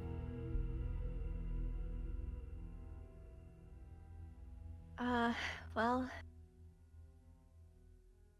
I'm at a loss. Has Echo seen anything from the previous room? More specifically, what I'm wondering is, the skittering and, rocks falling and things falling down to the ground, has that sort of shifted to the previous room now? It has not shifted to the previous room. Every once in a while, you do hear the echo of some pounding and footsteps and little sounds of like dust and pebbles falling from the ceiling in the far room, though.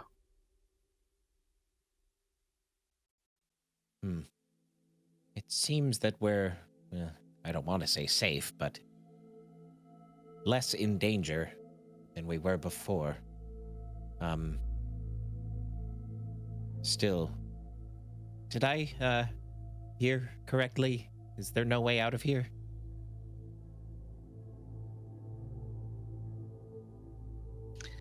Not that I currently see. It would either have to be some sort of passage that's triggered by something, or possibly some sort of magical way out, if there is. I mean, for all I know, where we originally came from is the only way in and out. What worries me is,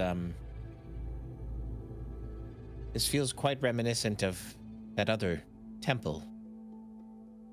There was no way out of there either. And, I don't want to place too much importance on it, but we were there for that thing. That catalyst, whatever you want to call it, that destroyed Malesmere. We've reached the end of this place, and, well, not much of a stretch to think that, that might be why we're here now. Josh, is the dagger whole? Or does it look like there's anything missing from the handle?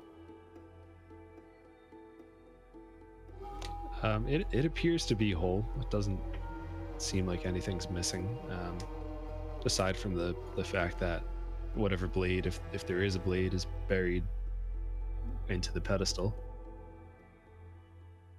Well, I think we only have a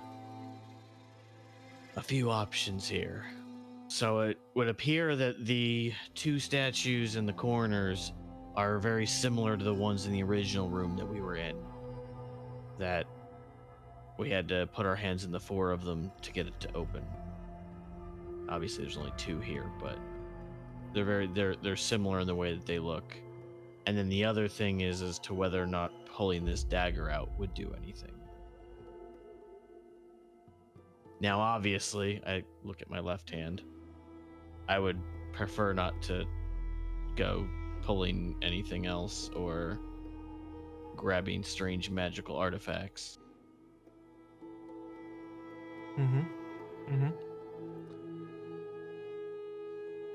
Melly, is your wand out of charges? Unfortunately, it is. I think... I don't know if we could make more of that stuff if we even need it for something in here, but I don't know if that's something you'd be interested in having, Mac. For your kit. What stuff? And he starts walking over to the other room and just says, "In here, underneath the basin." And he shows him the compartment underneath here. If he follows. I do. I think maybe whatever substance that was you used to open this door may have been made here. I don't know.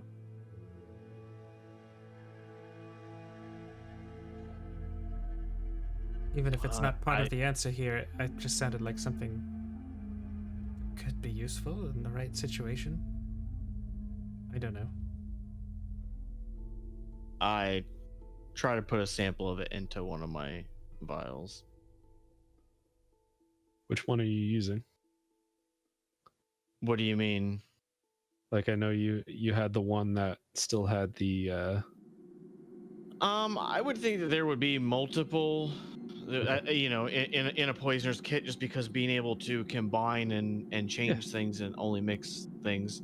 I mean, I would say maybe there's only a couple more droppers left. Sure. Yeah. So using a clean dropper, you're able to get Yes. this. It's just like a muddy, murky water, but it behaves exactly the way you'd expect water to behave. You're able to just Was there pull it something up. else underneath it that I misunderstood? Underneath it, there were like on the floor right in front of it. There's like little like bits of mud and like dried mud. I guess dried mud really just dirt, but Right. little like pieces of stone, almost like crumbled rock on the bottom. Maybe I misunderstood. Well, I could try the mage hand in one of these statues to see what happens. I think that might be preferable to the dagger first. I don't know. Yeah, I mean, we could see if it closes down.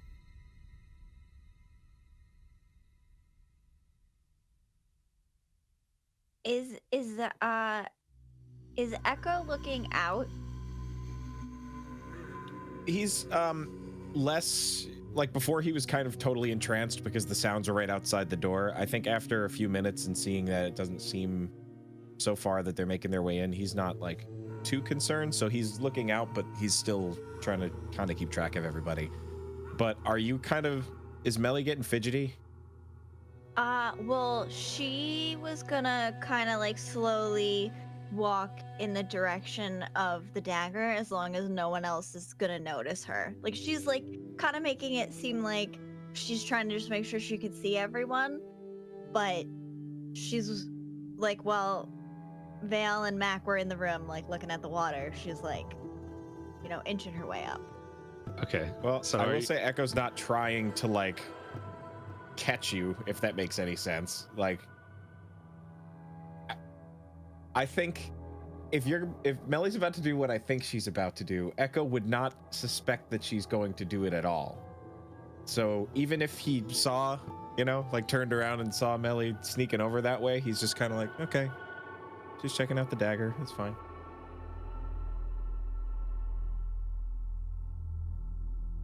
All right, so is it like it's like right there, right? Or is she like on top of it now? It's like right in front of you. Okay. Melly's gonna put her hand on it, like just like on the top of it, and see if anything happens.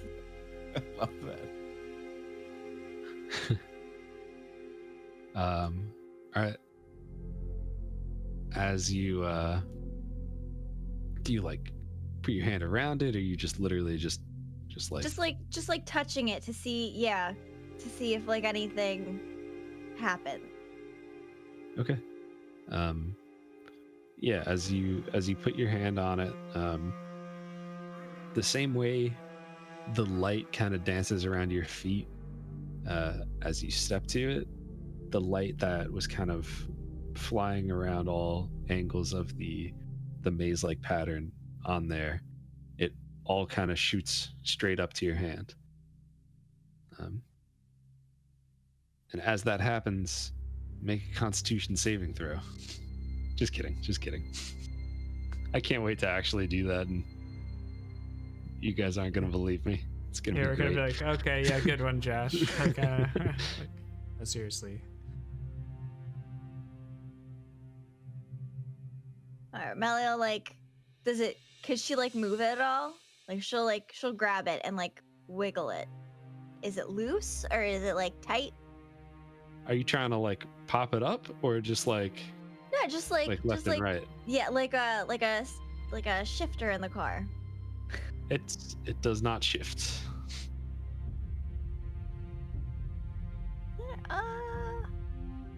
How much? Go ahead. All right, she's not gonna pull it. I want her to so badly, but she's not gonna pull it out. How much time do you think you spent inspecting that? The dagger? Mhm. Not long. I mean, maybe like 30 seconds, a minute. How much time do you think Mac would have spent with the water? I mean, it probably would have taken me a minute to open up my poisoner's kit and then repack it back up once I was finished. I mean, because I don't know what it is, so I would be doing it delicately to make sure that I didn't come in contact with it. Okay. All right.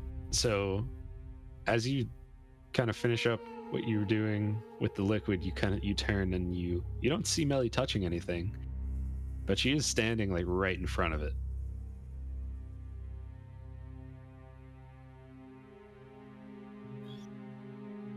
So we both see that. Or It's pretty safe to see you both would see that, unless she tried to like, But she's not touching it though. and then like run back, like. Honestly, Mac wouldn't even think twice of her standing next to it and looking at it. Like, I think Vale would just say, "So what did you learn?" Loud enough to.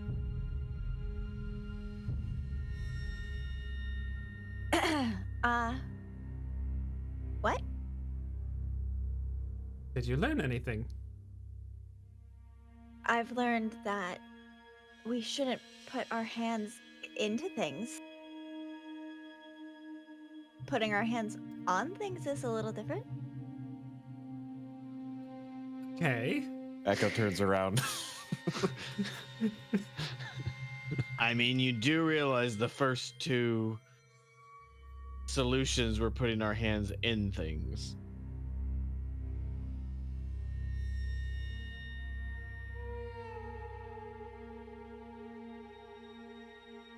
Do you want to pull the dagger, Melly? If we're going to do that, I would like to be the one to.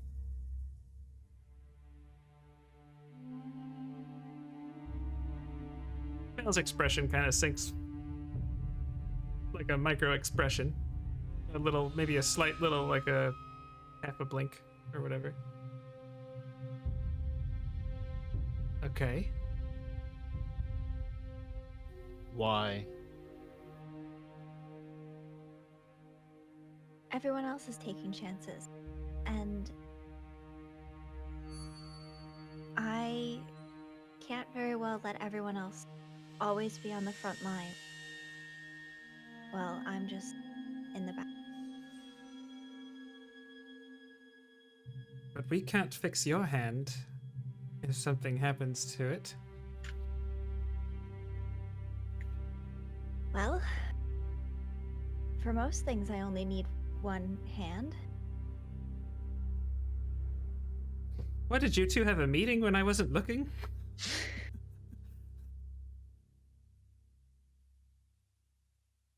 Listen, everybody here is... We need all of us. I'm just saying that it can't always just be you and Max sticking your hands into things first. We all should take our turn. It's not about taking turns when you're in a group. Sometimes it's about knowledge, experience, and what a person's role is. There are things that you can do that none of the rest of us can even come close to. Most of what I can do, Echo can do. And vice versa. And, obviously, Vale has some uniqueness to him also. Not that we don't all have a little bit of that, but there are certain things that are more important in a group. And it's not about I put my hand here next this time, so next time it's your turn to do that. That's part of my role of this group.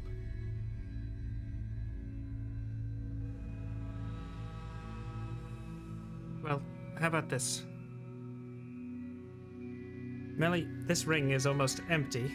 Do you have anything as an emergency you could put in it in case something were to happen to you?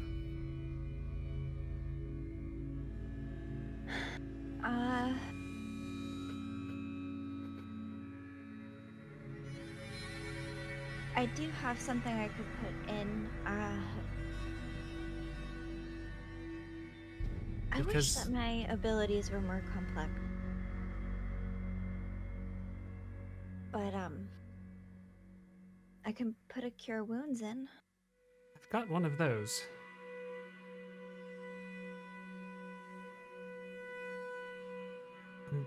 Melly, you have something that we don't.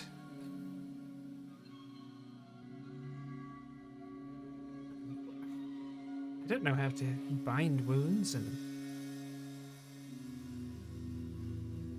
fix people turn to stone. I don't. What Max said is the reason why it's always been one of us. I hope you at least understand that.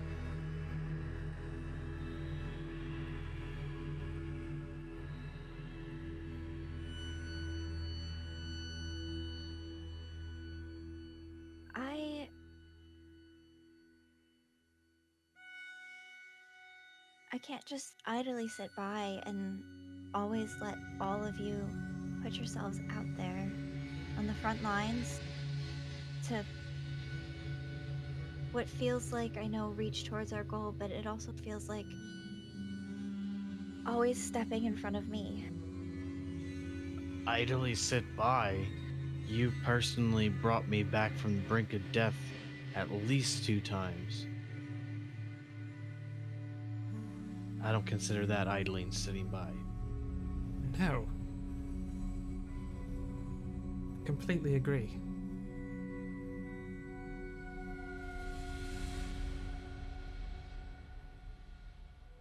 I don't want you to feel like you're not participating. If you have something else for the ring, I think it's foolish for you to be the one to put yourself at risk for the sake of the group. I'm not going to say otherwise. But you are just as capable of any of us.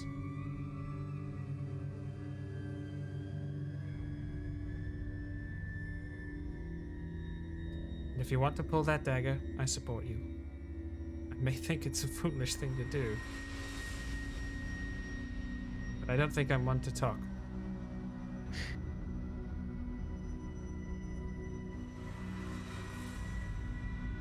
Well, I also don't want to just, not to say that both of you have done this, but make a decision for the group without talking to the group. Do we all agree that pulling the dagger is what we should do, or do we want to try something else first?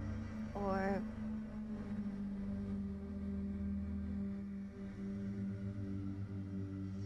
is there any other solution? I have a feeling that one may beget the other. Now, I just want to confirm something. The 2 statues in the corners of the room have their mouths open? They do. Yeah, they look pretty much the same as any of the other ones that you've seen. And well, these have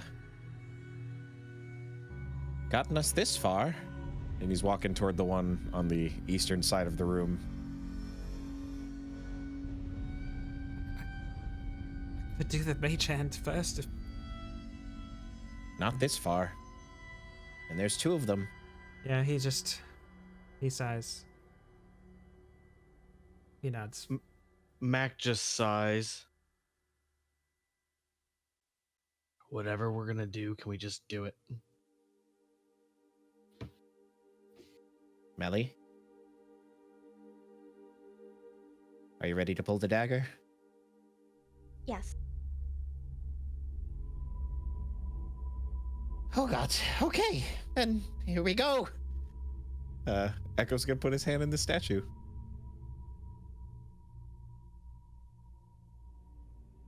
All right. Are we doing this all at the same time? Like both of you are gonna reach in and grab Apparently not. and okay.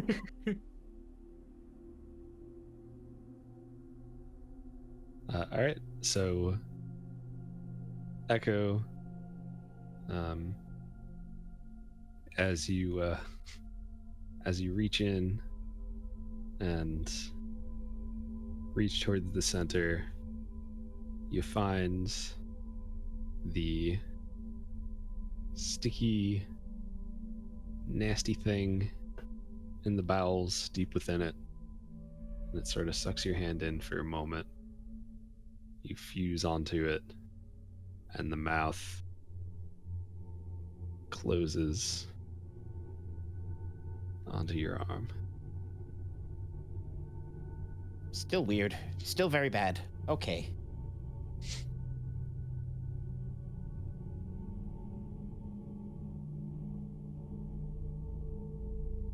Vale, if you wanna, or do the mage hand on the other one. It's probably for the best. Must be Well, nice. It actually is very nice. You Yeah, see him I cast know, Mage yes. Hand and sticks it in the left statue.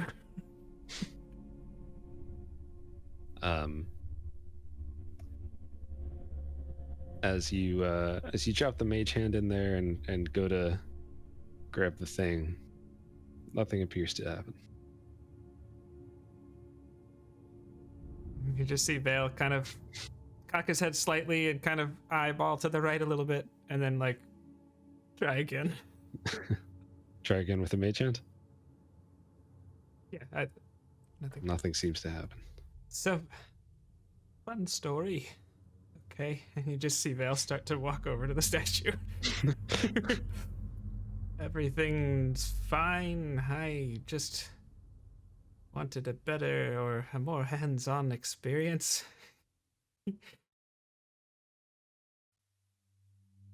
So wait, there was nothing. Was there anything in there? Oh yeah, there was something in there. It for whatever reason, the mage hand really, as you try to grab onto it, just nothing happened. Mm-hmm. I have a feeling my trick won't work this time. And he just sticks his left hand in the mouth and does the same thing Echo did. Okay, as you stick your arm down deep within it, you find this sticky center that your hand just kind of goops into. He's finding every adjective that's synonymous with sticky, icky, goopy. And as that happens, the mouth, your hand fuses onto it, the mouth closes on your arm. You're stuck on there. Melly will wait a beat, and if nothing else happens, she'll grab the dagger and pull it out.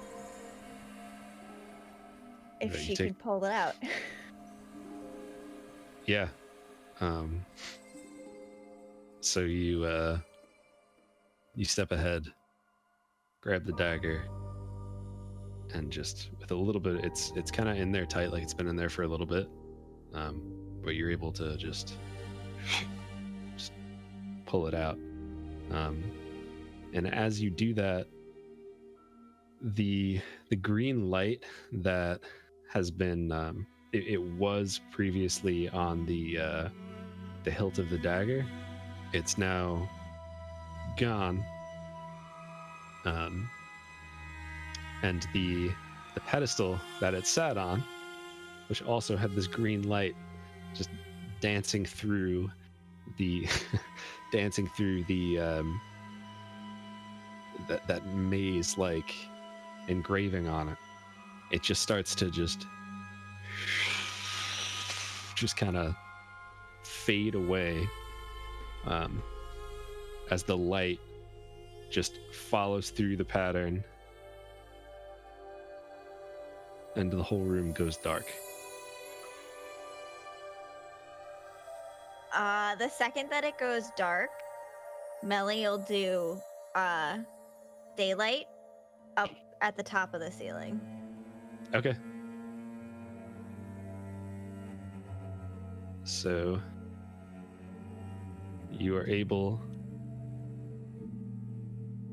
to light up the room and hold one moment. You gotta fix something.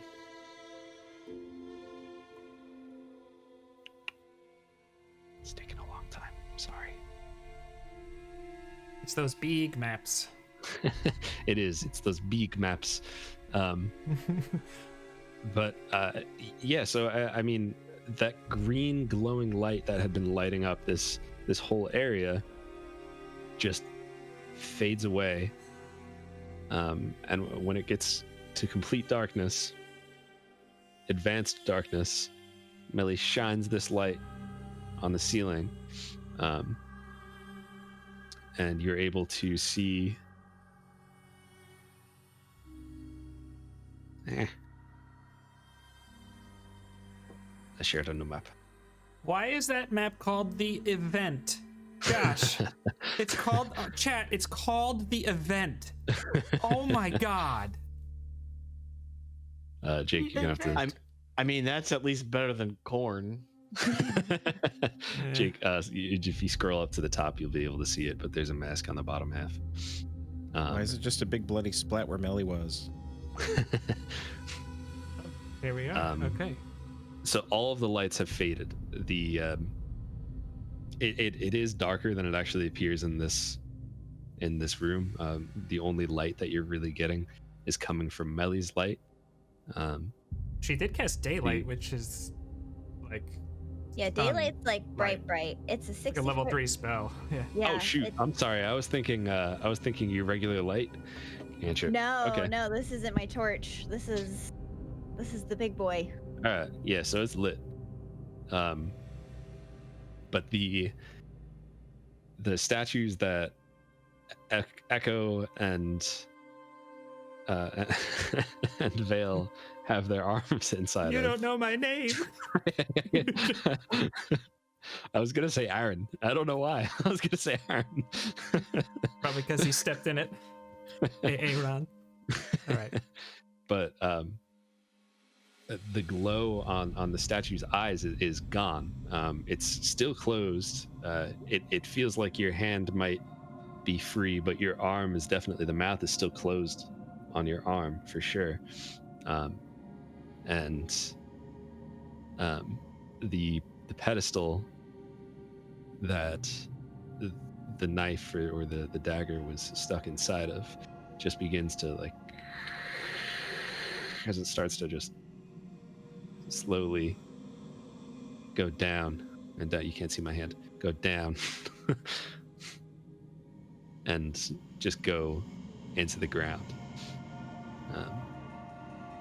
Melly, on the dagger itself, you could tell that the blade, it's made out of like some sort of jagged piece of stone, and the blade also just has these maze-like patterns all over. It's almost like reflective. It's almost like looking at a mirror too. Like you kind of see yourself all broken up in the reflection of it. Pedestal still dropping down, and the spot in which the dagger was inside of has now covered itself up, and it's just I think we need to get out of this room now. Val's Very following- reminiscent. Story about that. Yeah. What? Yeah. And he's pulling. I'm assuming my arm is still kind of locked in there. Okay. I knew we shouldn't have put our hands in any more things. At least you didn't. One step at a time. Are there teeth that he could try and like pull small pieces of it out to maybe?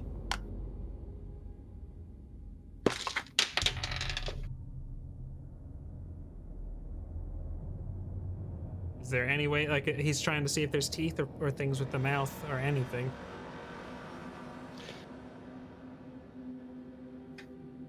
Yeah, there are. I mean, there's definitely teeth in there inside the mouth. Does Vale feel like if he were to try to break the teeth and or disrobe, could he maybe free his arm? I'm sure you could. You could certainly try to break the teeth. Disrobe, you might have to explain a little bit more for me.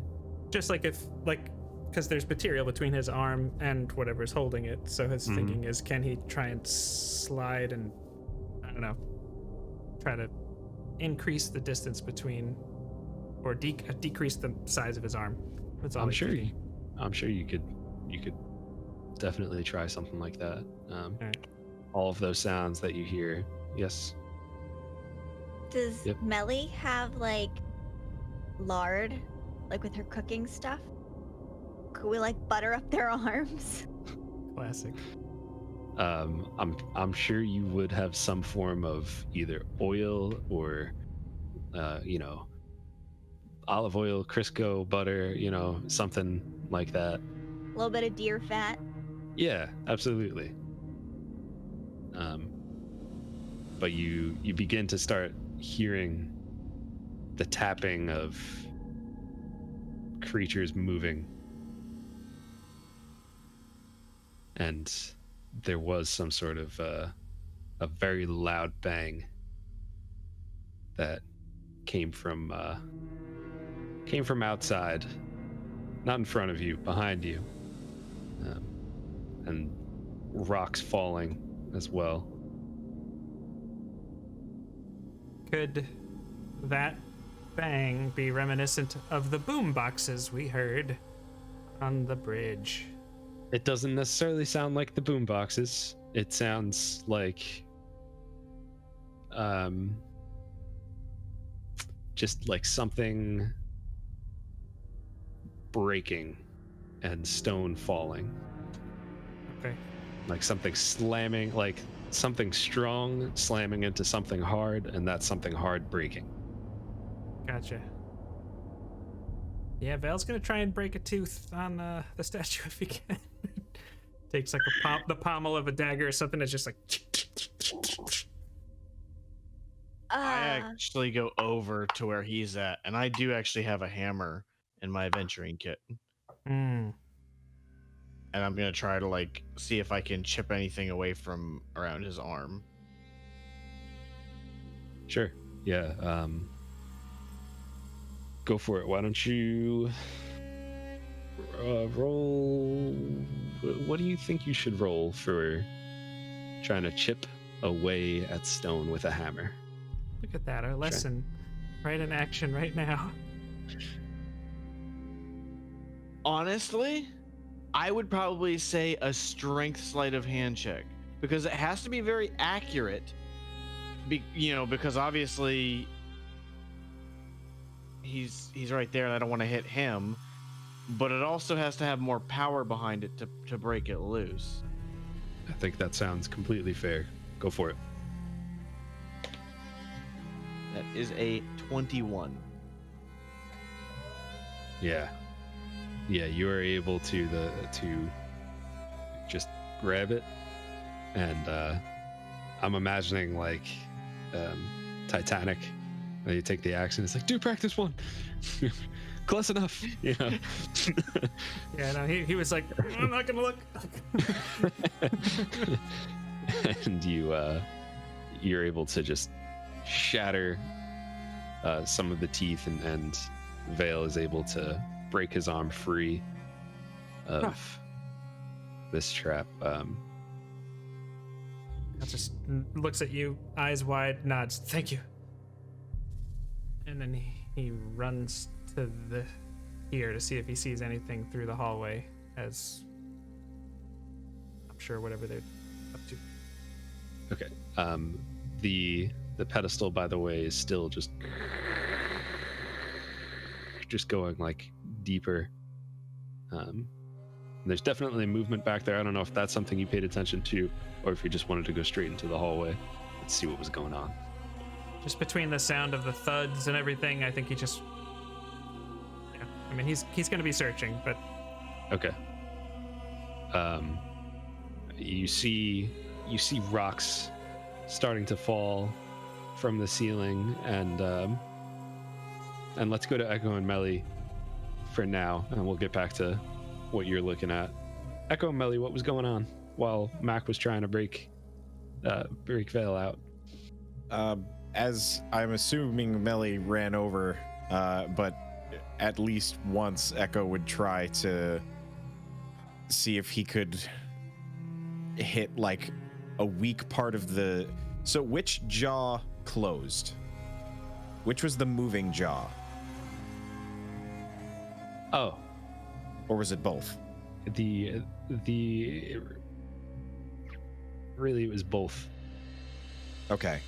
So Echo would like to see if he can see this, like a hinge, like a spot where it's, the spot where it hinges on, and just try to give it one good, like, palm in the time that that Melly was trying to come over. He just kind of takes a deep breath, centers himself, and just one whack. What do you think? What skill do you think would apply to trying to find the sweet spot to hit? That's If a good any. question. I guess I almost want to say, I mean, insight doesn't feel right, but it sort of does. I can see it. Because it's like, I'm thinking intuition, but there's not really a thing for intuition. Insight is kind of the closest thing to that. I think insight's probably the closest, and there's a battle master feature that uses insight for something similar. So I say go with that. Okay, so just an insight check. Oh, okay, that's a 22. All right, yeah. Roll your attack with advantage as you find a pretty nice spot. That's a 27 to hit. Yeah, you find you kind of look, and you find a spot that you think might be a weak point, and as you crack into it, the whole just bottom section of the jaw just kind of drops, almost hits you when it falls down, but you're just able to quickly pull your arm out and move out of the way. Oh, okay, let's go. And Echo will, he'll if Melly's hand is there, he'll grab Melly's hand and kind of run with her. Melly will run with Echo, holding hands. She's a lot slower than him, so he's definitely. He lets go of the hand. He's good for a second. Then he's just like, okay. Oh, that's great. As you turn and break yourself free, you see that the pedestal that was dropping down, it has now gone into the ground, and it still sounds like it's going down. Like it's there's nothing there anymore. It is recessed into the ground, and there's like a hole there. Would both Melly and myself have seen that? I think you guys would see that as you turn around to assess the rest of the situation. Yeah, I don't know if Melly would, but Echo's gonna kind of, like, as he's running, if he caught that, he would definitely, like, slow down for a second, and then probably walk over to it and do the stupid thing. Look inside. How big was the? Oh, geez. How big was the pedestal? Was it like big enough for like our biggest party member to fit down that hole? So, Good question. real quick, I'ma drop the mask. Oh, I'ma drop the mask and veil Yeah. as you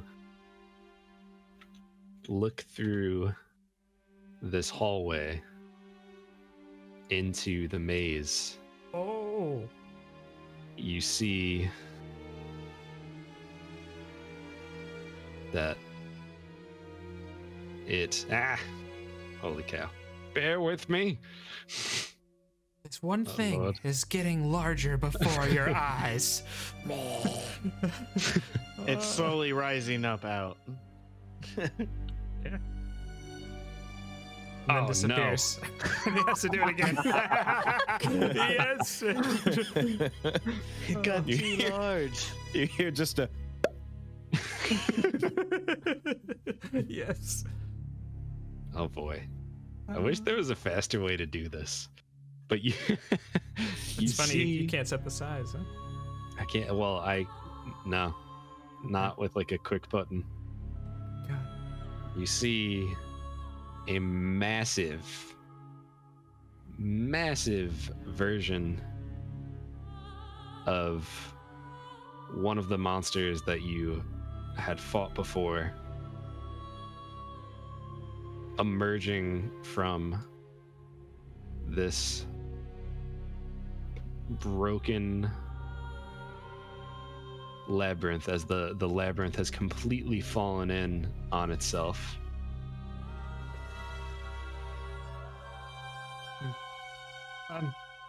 I think we go down the pedestal. We go down the pedestal. Look. He just, yeah, that's kind of all he's got. Could we fit down there? I don't remember how big it is. Yes. So as you look through, there is a kind of like a path that this pedestal has made. As it went down, it seemed to have opened up some sort of entrance with a. There's like a. It seems like some sort of staircase that you can kind of go through, and it's cave-like. It's very dark in there. I mean, your light that you shined in this room is going through it, so you can see it. It is very skinny. You could fit through it, but it's going to be a tight squeeze. Sounds better than stairs. through. Yes, go. I'll be right behind you.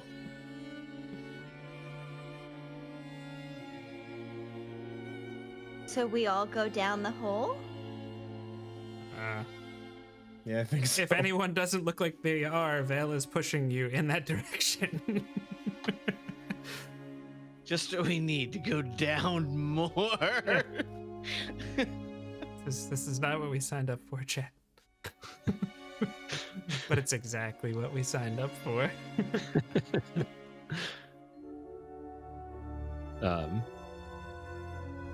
So as you squeeze through and start to go down this crevasse, at Melly, the sunlight that you used, is that like a static thing? Like it shines in the room and nowhere else? It is a 60-foot sphere, but after we all got in the hole, Mm-hmm. I would have canceled it and like lit one of my light torches. Okay. Yeah. So the light fades and you see just dark above you, and as you all start to get down into this hole and start climbing through. It's very tight spaces in there. You hear the pedestal behind you.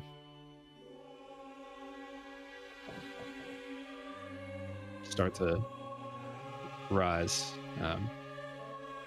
You see that yet again, there's no going back the way you came from. The only path forward is forward.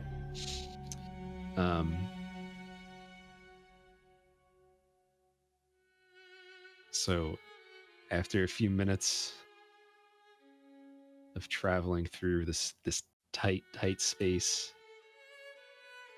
you see it opens up a little bit more into a sort of hallway. Still like a cavern, like still a cave. It's not really nice, doesn't have the same type tiles and whatnot that some of the other rooms and buildings have had. But there's just a hallway going forward. It's wide enough for us to... Say a pathway, not a hallway, but a pathway. Okay. Yeah, it's wide enough. You don't feel as crammed and claustrophobic as you probably did a few minutes ago. Okay. It just goes beyond how far we can see. Goes beyond how far you can see, yeah.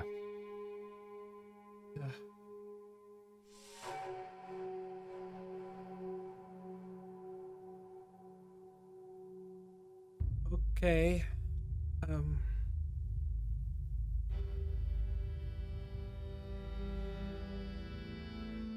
We each have all of our limbs.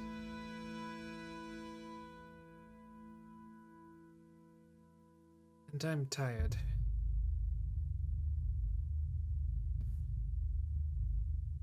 I kind of shoot you a dirty look when you say that. Elle just nods.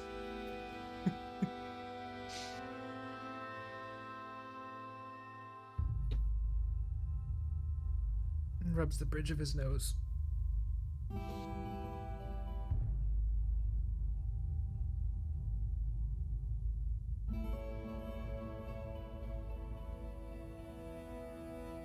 Did Echo catch that dirty look? Were you making it like? Would you have like spun around and like really shot him a glare? It just kind of like a really kind of a look. Like, so I don't know if you would have caught it or not. I wasn't hiding it by any means. But it probably depends on how observant you were trying to be with the group as a whole. And the I think marching I'd like order to make going a- in. Yeah, I think Echo and Melly would have been in the front, though who was where I'm not like 100% sure.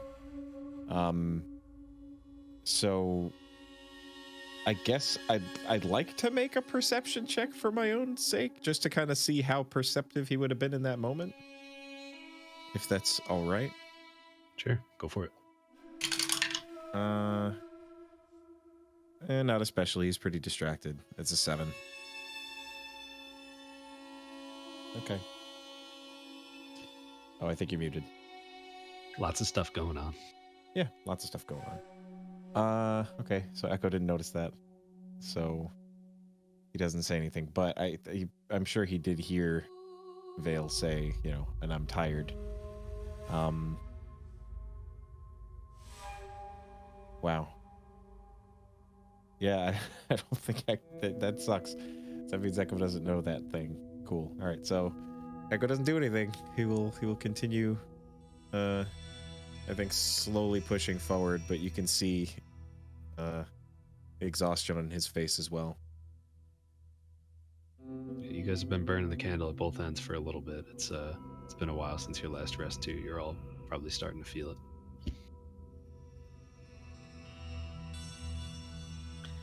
it. Can we see an end in sight for this pathway? Nope.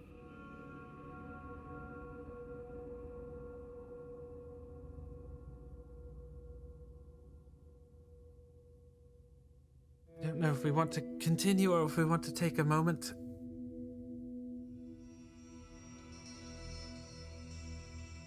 I don't even know what to say about that thing we just saw.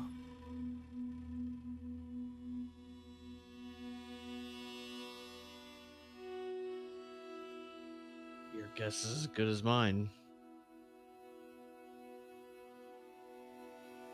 That's probably why that door was barred up in the lava temple place. I had to guess.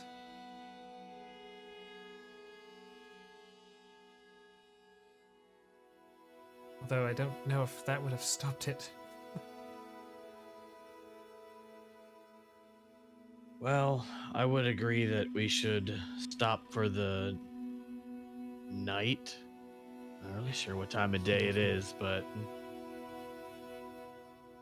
I know that we could all use some rest. I think that's an understatement.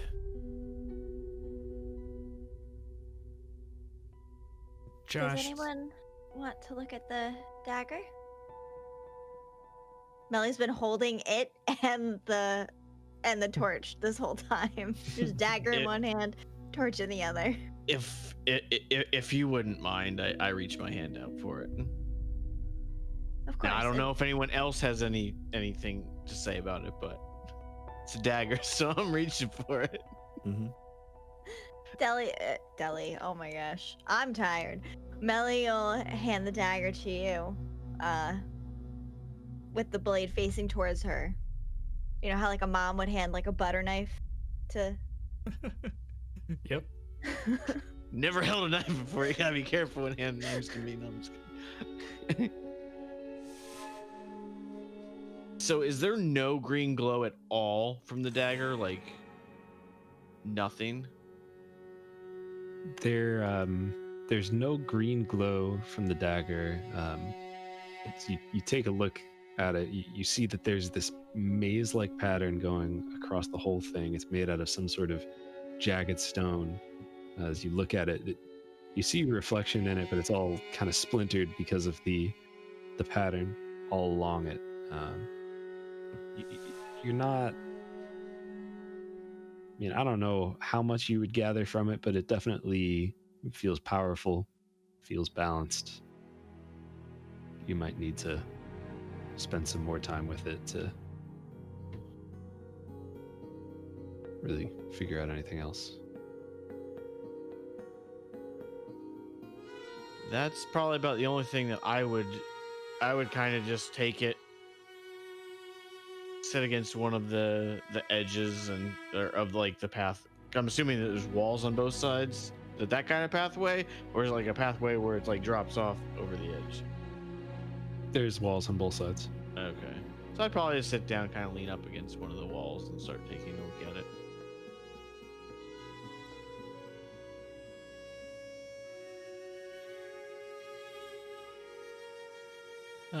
I was gonna ask before, does Vale have enough components to do one more Find Familiar? I forget if we answered that, or if I asked that. I think you have enough for one more, like exactly one more. Okay. Well, I could bring Isla back if we take an hour, which might be very useful right now. I think we could all use a moment. Or a lot of moments. I agree. As he's saying that, he'll sit down, not next to Mac, but kind of near Mac.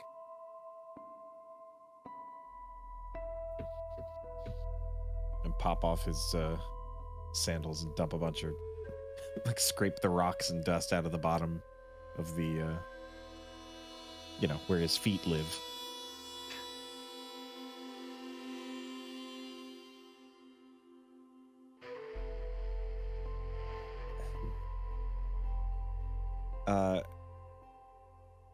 Echo's gonna... would you say, when you said that Mac sat down, did he kind of move away from everybody? or was he just kind of wherever he No, was? I mean, He just sat down. for the most part, it would probably be. I mean, I probably would have spread out just a little bit because I would have assumed that we were somewhat of camping for the night, for lack of a better word. And so that way everyone would have had enough space because I don't know exactly how wide it was, so I kind of figured we'd probably be spaced out just a little bit. Mhm. Okay. But other than that, it's not like I walked 10 or 15 feet away or anything like that. Okay, just curious. Echo will scoot a couple feet closer. Again, not like getting too far into his personal space, but just to kind of acknowledge, like, hey, man. And then he will say in Halfling,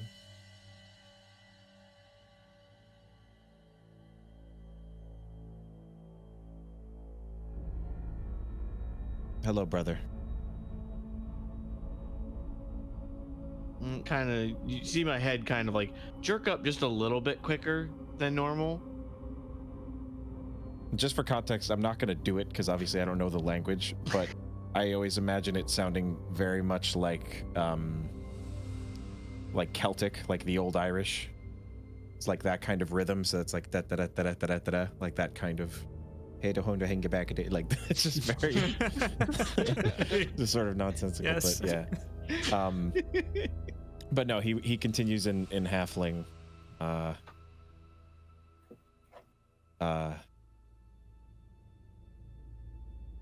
You know, you've taught me a lot since we've started traveling together. And there's something that I don't know if you don't know or may have forgotten. So I think I'd like to teach you something.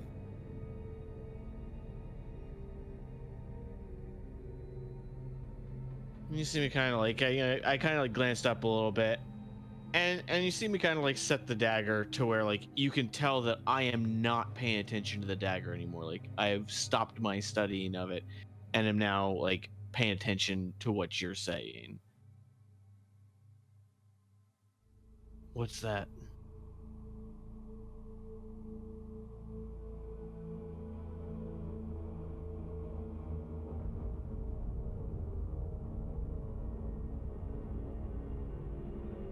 That you're loved, Mac. Whatever this is, this group of people, whatever we were before, feels like we're inching closer and closer to the word that I don't think any of us are too fond of, which is just family. And families have disagreements, and families say and do stupid things. But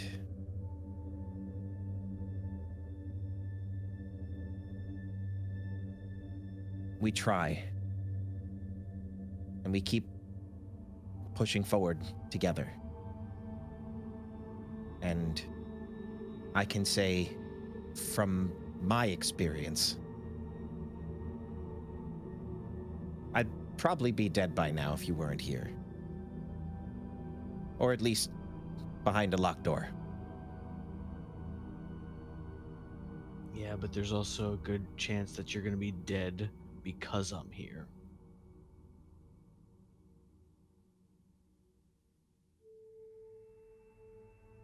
Well, if I'm dead, then you're certainly dead as well.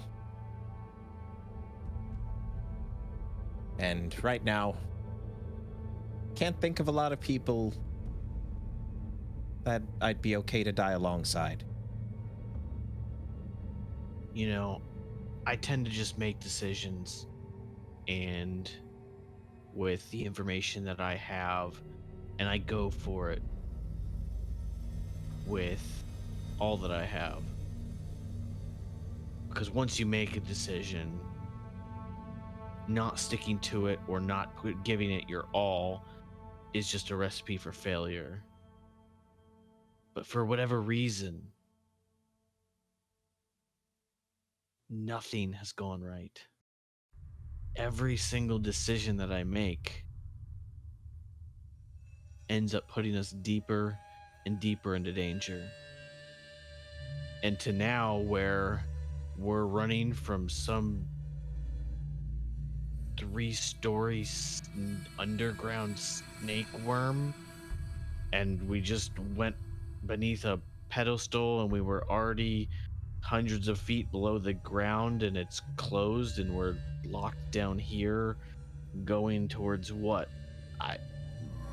Is there even an end, or is this just going to be a tunnel that just leads to a dead end and we're stuck?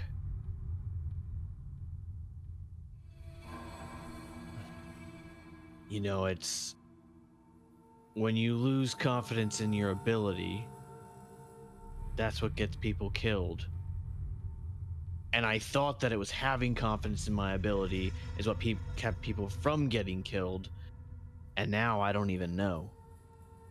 Because it doesn't, regardless of what I do, if I hesitate, it's going to get people killed. And if I make the decision, it's going to get people killed.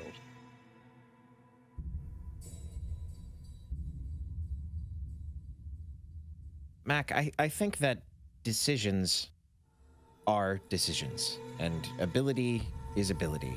And if you need someone to be confident in your ability, let it be me. If you don't think that you can do something, I will tell you until the day you die that you can do it, because I know you can.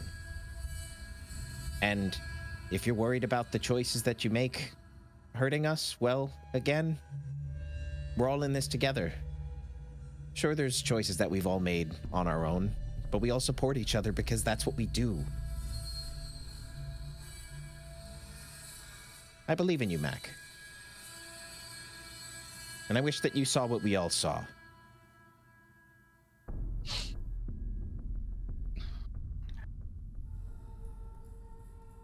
I appreciate that.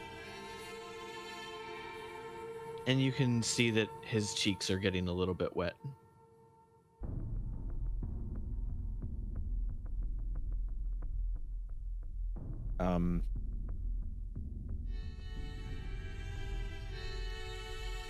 I will Echo's always gonna. give. Oh, sorry. Oh, no, fine. I'll always give everything that I have. And I am going to try to do everything that I can to keep everyone safe.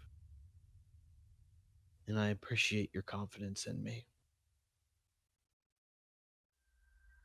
That confidence will always be there when you need it, friend. And know that it is well placed. And he'll, yeah, he's gonna walk up and just grab you around the neck and pull him in. Thank you.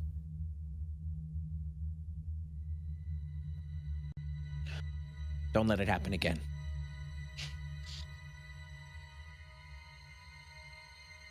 I'll try not to.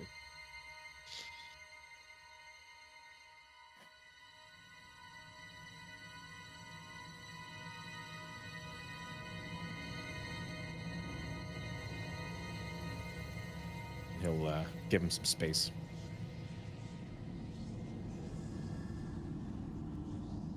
Vale would have positioned himself to do the ritual for Isla. Seeing Echo move over towards Mac, he would try to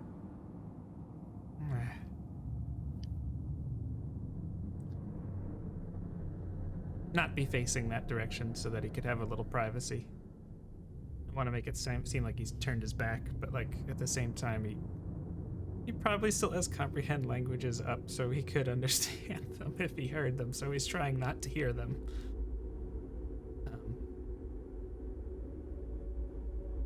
And just as he's just getting his materials ready, he just looks over at Melly.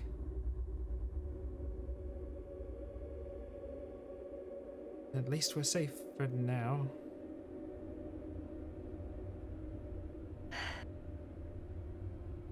Are we though?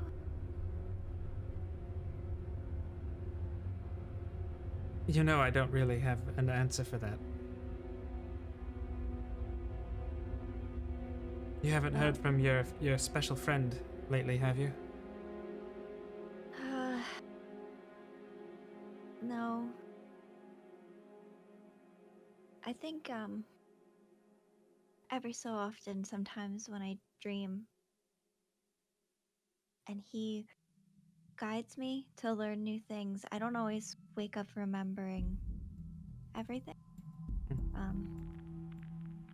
So nothing I can recall, unfortunately.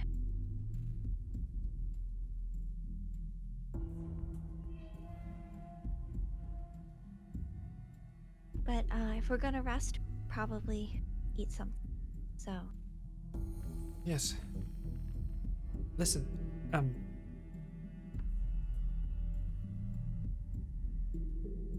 we're all protective of you. Probably more so than the others. Not because we don't think you're capable.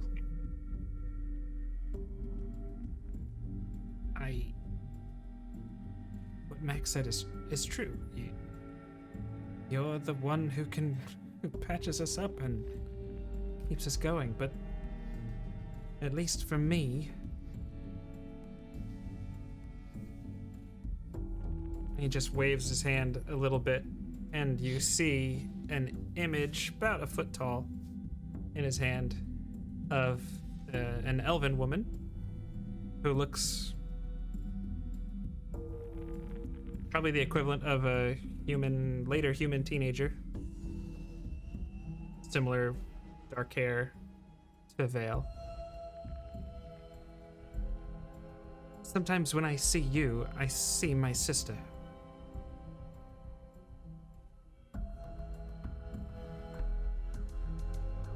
So,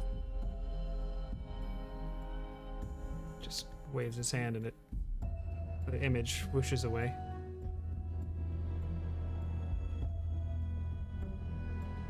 I'm sorry, but sometimes I just can't help it. It's like a sad smile.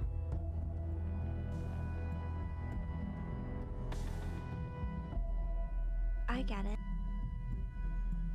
I come from a large, so I know what it's like to be, concerned for your siblings and then find, family and others and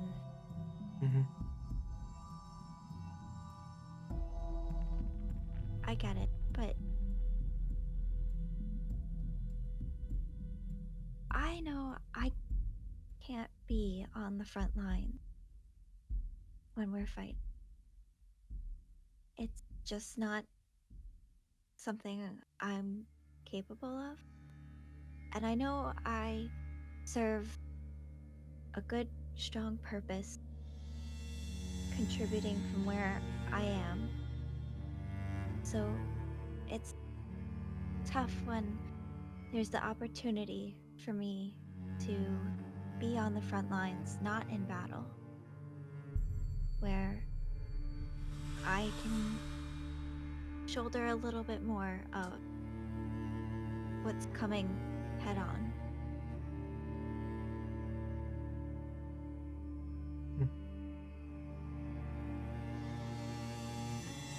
There's just a couple of things with that.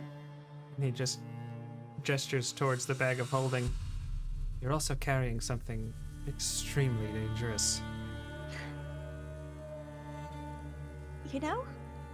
I forgot. Thanks for reminding me. I will definitely be careful.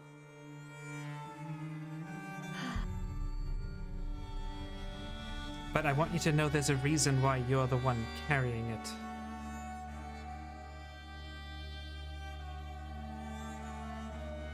I know.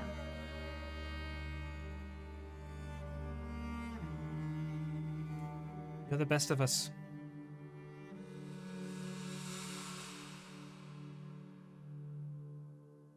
Well, I wouldn't exactly agree with that, but I am going to get to work making some food for. I need to make another bird. You just start seeing him putting his ingredients in the brazier.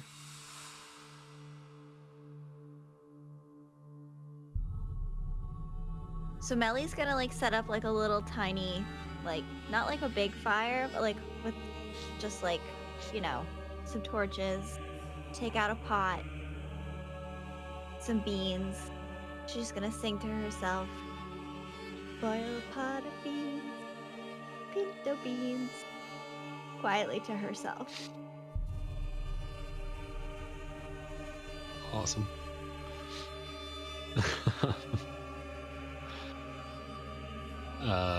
So is your intention here, are you guys trying to take like a long rest or a short rest, or?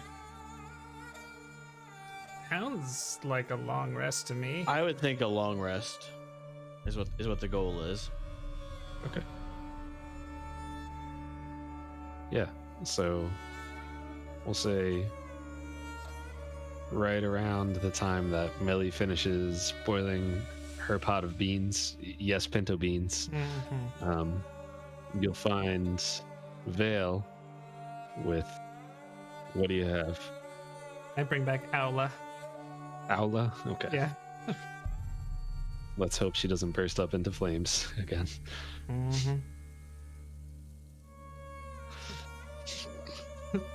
We both know it's gonna happen. I don't know how many of those Echo can take. She's just like our Kenny from South Park. All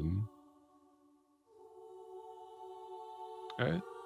Guess have anything else you want to do before we just continue on with the rest? I don't know if you want to do this if we're close to ending, but I think if Melly has extra spell slots available to use some in the ring, I just have 1 cure wounds in there right now, so there's 4 free slots.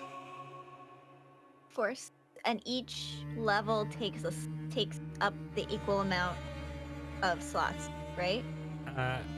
Yes, so there's 5 total slots, so you could do 1 5th level spell, or any combination of spell levels that add up to 5. Okay, I have a question for our DM. Mm-hmm. We got a couple of diamonds. How much were they worth? All together or individually? Are you a skilled appraiser? No. I am not. And neither is Melly. Hard to say. Would that... So, this is another just pure DM question, but as someone who just understands the magic that comes through her, would she have an understanding for how much she needs? Or just from that angle? You make a good case, sir. How many diamonds did we say? Do you have it written down? I do. Before I Give me start. 1 second to Okay. scroll. I have it in here, but I have a lot of other stuff in here. So if you have it accessible, that's helpful. And it's 500 gold pieces worth, right? It is, hold on. 300. 300 gold pieces worth is what you need, right? Yes. Yes. I would say you have, if I remember correctly, you have enough for probably like 450 or 550 gold pieces.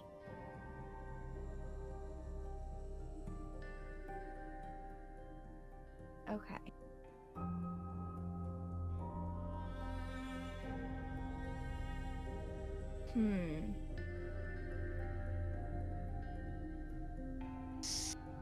So,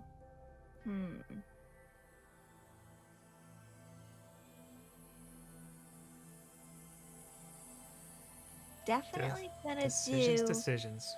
Definitely gonna do healing word at first level. Pew. Okay. That was the sound of healing word going into a ring of spell story. Let it be known from henceforth, the healing word is Pew. pew. Yeah. And then That's actually the word, by the way, in case Yeah. anyone, you know. that's the word that heals you. Yeah. And then I guess we're gonna go ahead and dump Revivify in there. So before you do that, right? That Revivify is a 5th level, right? Or is it Third. not? Oh, 3rd. Never mind. Forget Ra- about it. Yeah. Raise Dead is a level 5. It's a Okay. 10-day window as well. The one Forgotten Realm week. I was about to ask. Is it 10 days or is it a 10-day? Yeah. So you gather your components and I feel like Mac dies inside a little bit as he sees these precious diamonds just kind of just. Can I roll sleight of hand? I kind of expected it when I gave him the diamonds, which is why I kept the gold.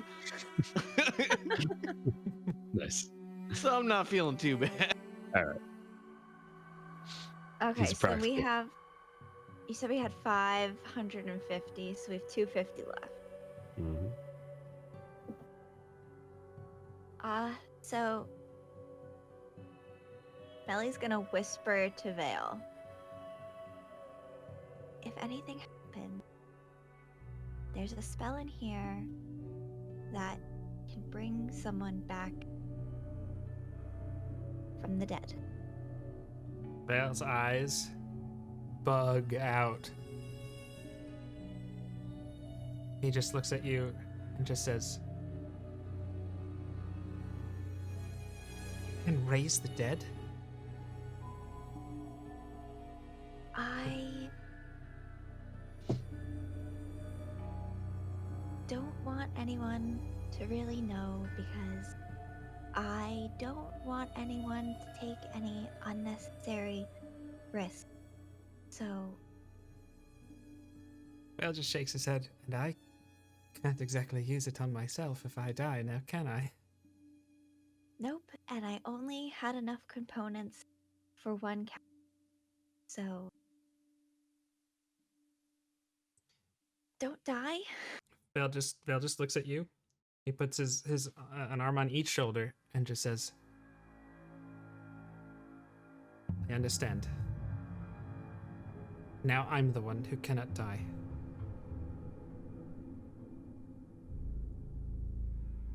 I get it. I do. So, when you use it, it has to be within a minute of them going down. And they'll be stable and they'll be able to get up, but they won't feel very well. Okay, and you gave me that healing word spell I've seen you use as well, I think. I remember. Yes. So, this is a ring of healing now. It sure is. This is, well, we'll call it Plan B.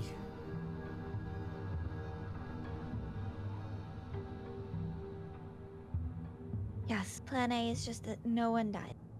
I like Plan A. The best. As do I.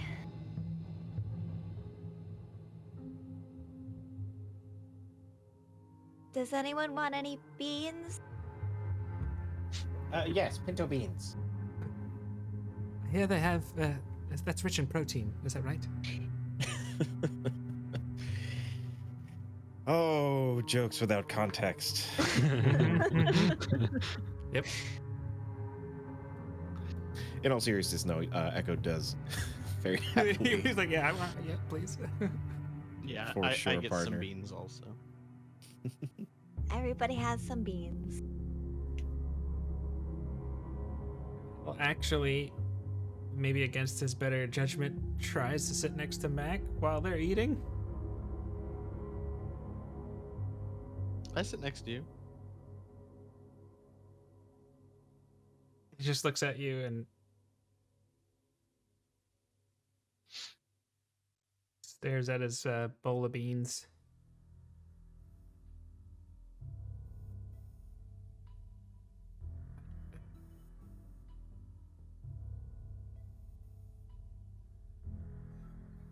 Shouldn't have spoken to you like that. It's all right. Tensions were high.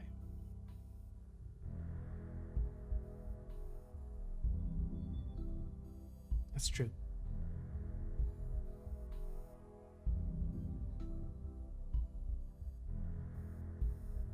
But we do need to talk about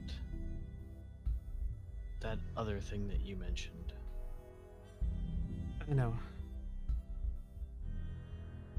He just looks at Echo and Melly. I just imagine chit-chatting or whatever.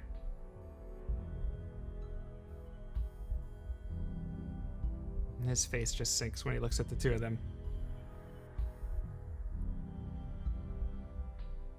Do I recognize that? Like, would it be something that I would see and like? I say roll an insight check. Hey. That I is say a- rolling. Just kidding. That is an 11. I mean, looking at them, he feels guilty. To what extent and great detail, I don't, you know.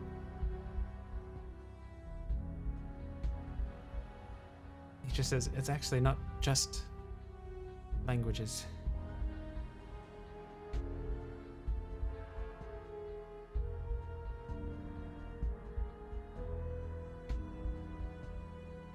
What else is it? I've,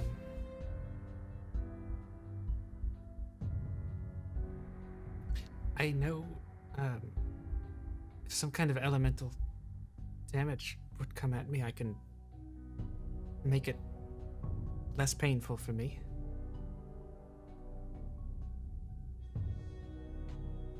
And then Pale just quickly looks at Mac's clothes. I mean, imagine looks kind of dirty.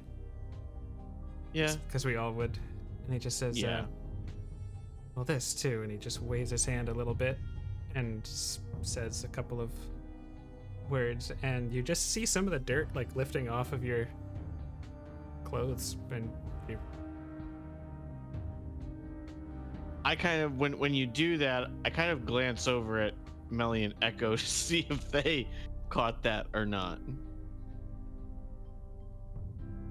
Melly's trying to feed a pinto bean to Owla. Echo's watching Melly try to feed a pinto bean to Owla. I just have a better understanding of some basic arcane principles, and I didn't learn that myself. And you don't know where they came from? Vale doesn't say a word. He just goes, I never said that. My eyebrows raised just a little bit. Care to share?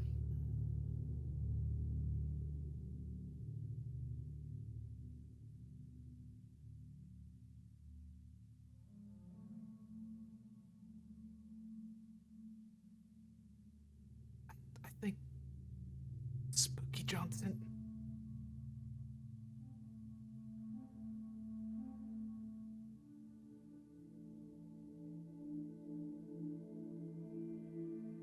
Have you heard from him more than just the original time at the Hag's Hut?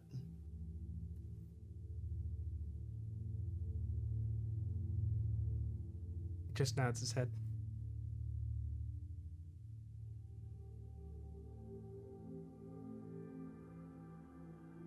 Would I know anything about that kind of magic? What Like, kind of magic? Grew up in Zorhas, man. You might It's never just know. magic that's. I mean, trying to.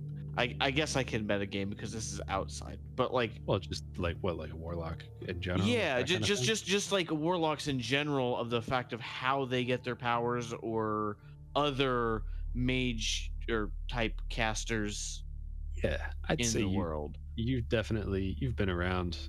You've definitely heard of people gaining power from like pacts and that kind of thing before.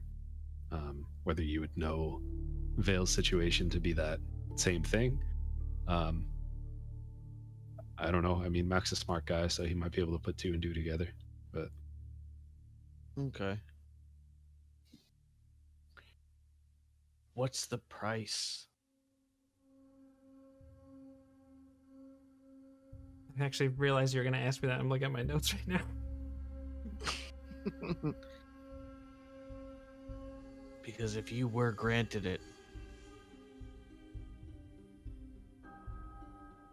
he would Yes. want something back. It was kind of vague. But he said he would give me the power to keep you all safe. And so I felt like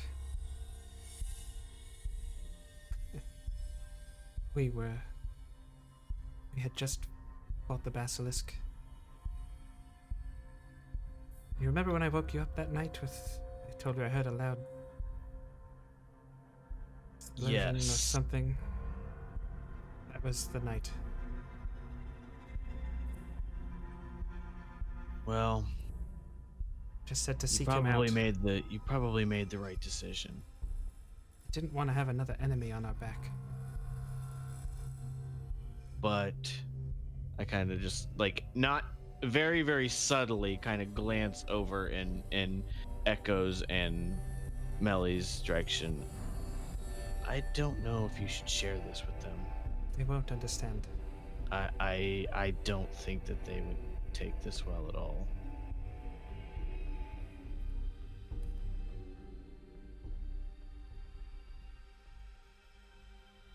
I'm not gonna lie. I'm glad you're stronger. I am too. You like.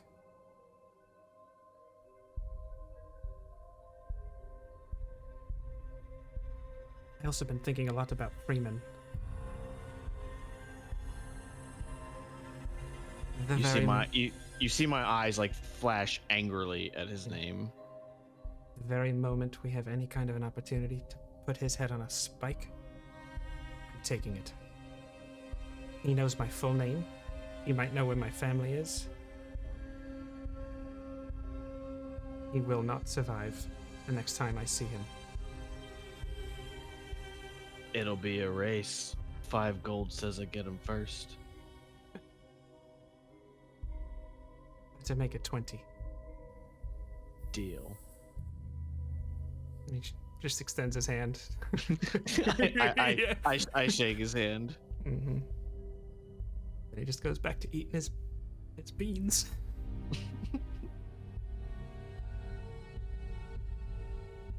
Same.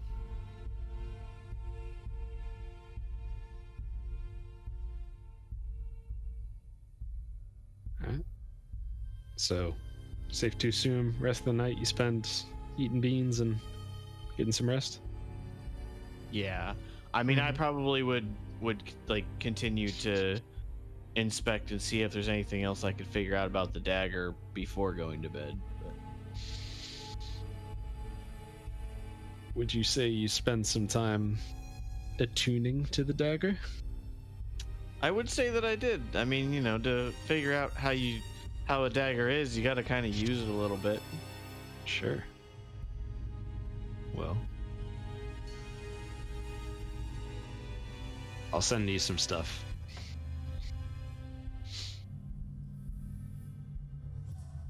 How did Val and Matt get caught up with Echo and Melly? Just saying.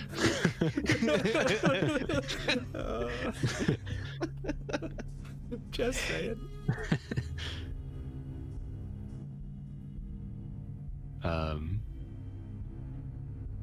So the night passes by. Well, hard to say whether it's night or not night. But Mac, I just sent you some stats, by the way. Okay.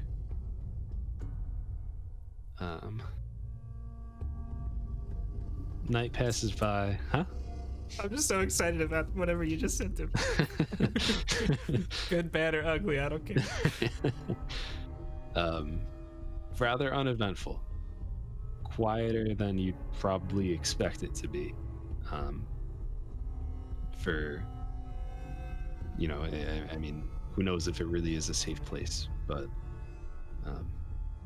you'll wake up feeling probably still pretty stressed, but at least rested.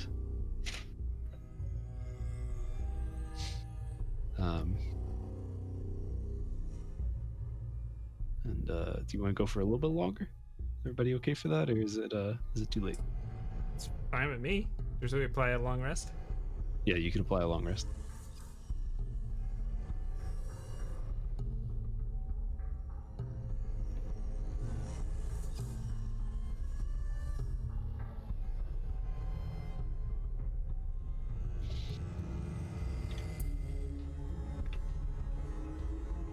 All right. I think that would actually reset aid, too. Yes.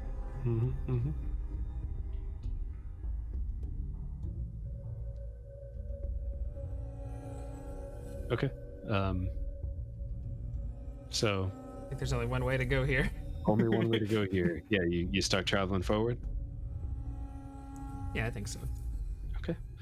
As you all start to move forward and continue on through this little cavern path, you make it pretty far, and you see that there's just this large, probably 20-foot hole on the left side with those same scratch marks all through it that you had been seeing earlier on. And the way up ahead,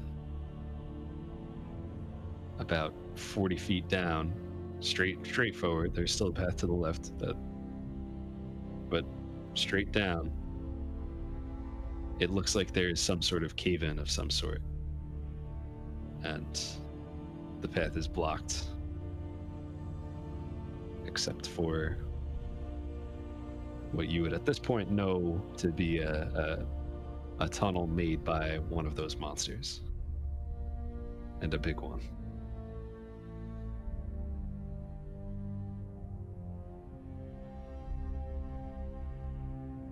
So the only potential visible places to go would be either jump in the hole. It doesn't go like straight down. It goes like, it is just some sort of tunnel, definitely created by one of those monsters. The other way would be back, which you know leads to a dead end, or forward, which is Try to clear the cave in. Yeah.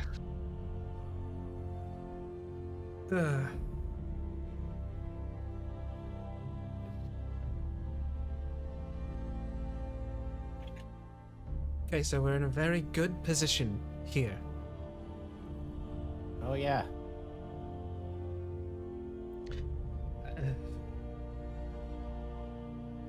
I could send Isla to take a look.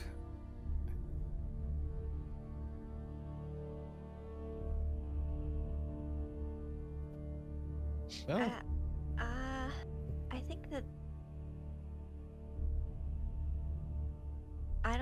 I think the choice has been made. Sorry, it cut out a second. What was that? I think the choice has been made for us.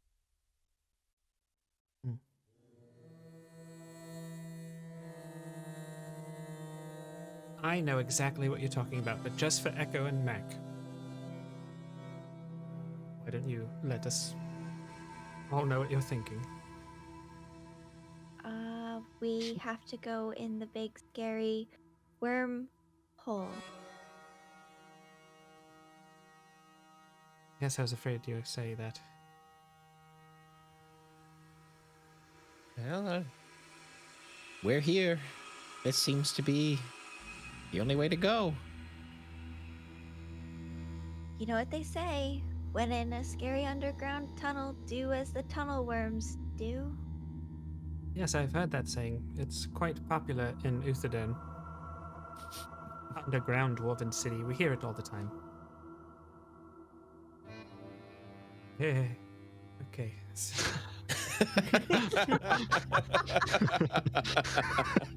He just says, even I hated that one. That was excellent.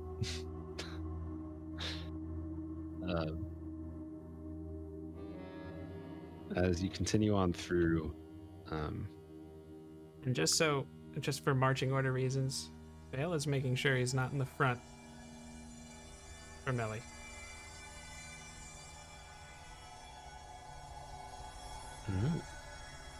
He does send Isla up on whoever up to hang out up there, though.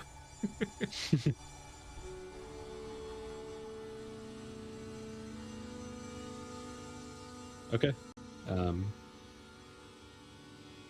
So as you continue on through,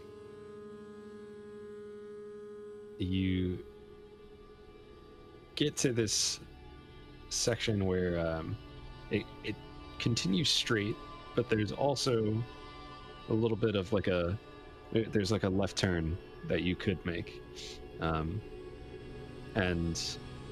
you don't even really have to go down that far. You could see that this hole in the side kind of opens up into a bigger room that is just completely filled with some of those eggs that you had seen before, for those monsters, and they're just all over the floor, all scattered everywhere. And as you watch them for a moment, you see one of them just begins to just like and crack open, and a couple of them pop open, and they're these they look similar to those monsters that you'd seen before, but they're tiny and they don't have that same thick armor that the other ones had. And you see that as the eggs start to hatch and break open, they start to devour some of the weaker ones. And this is just happening. I mean, there are thousands of these eggs all throughout the place.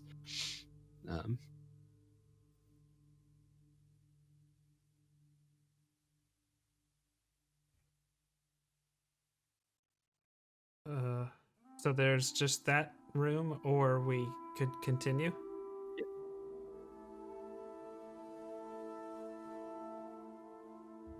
I think we should continue.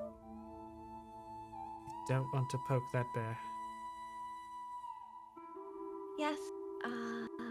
Maybe let's be quick and light of foot. This is probably where this thing nests. This is...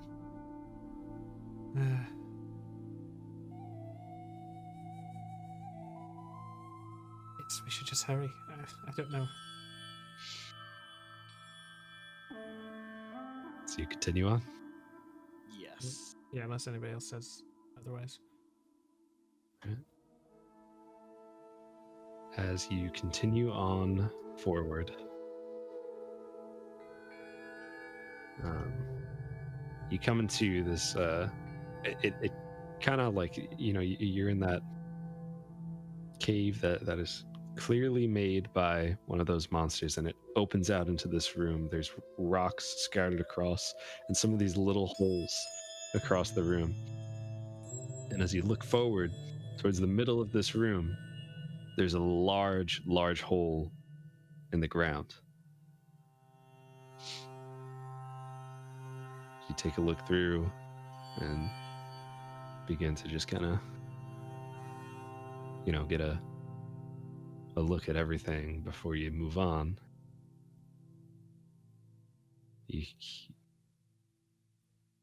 Sorry. You hear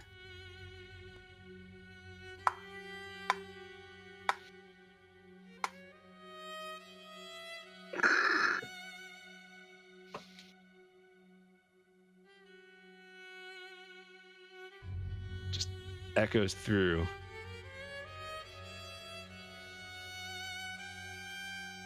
And you start to see some small creatures come out of the holes. And straight ahead,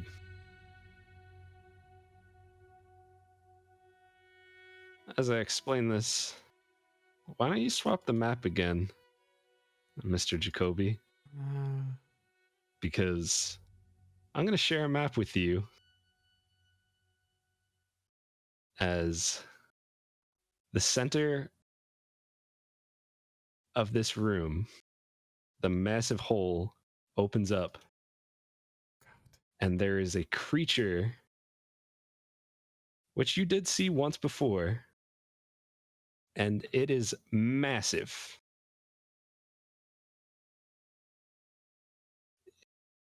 I mean, it has to be 30 feet at least. Probably the biggest thing that you've seen emerges from this hole in the ground with a bunch of little guys starting to pop out from other holes.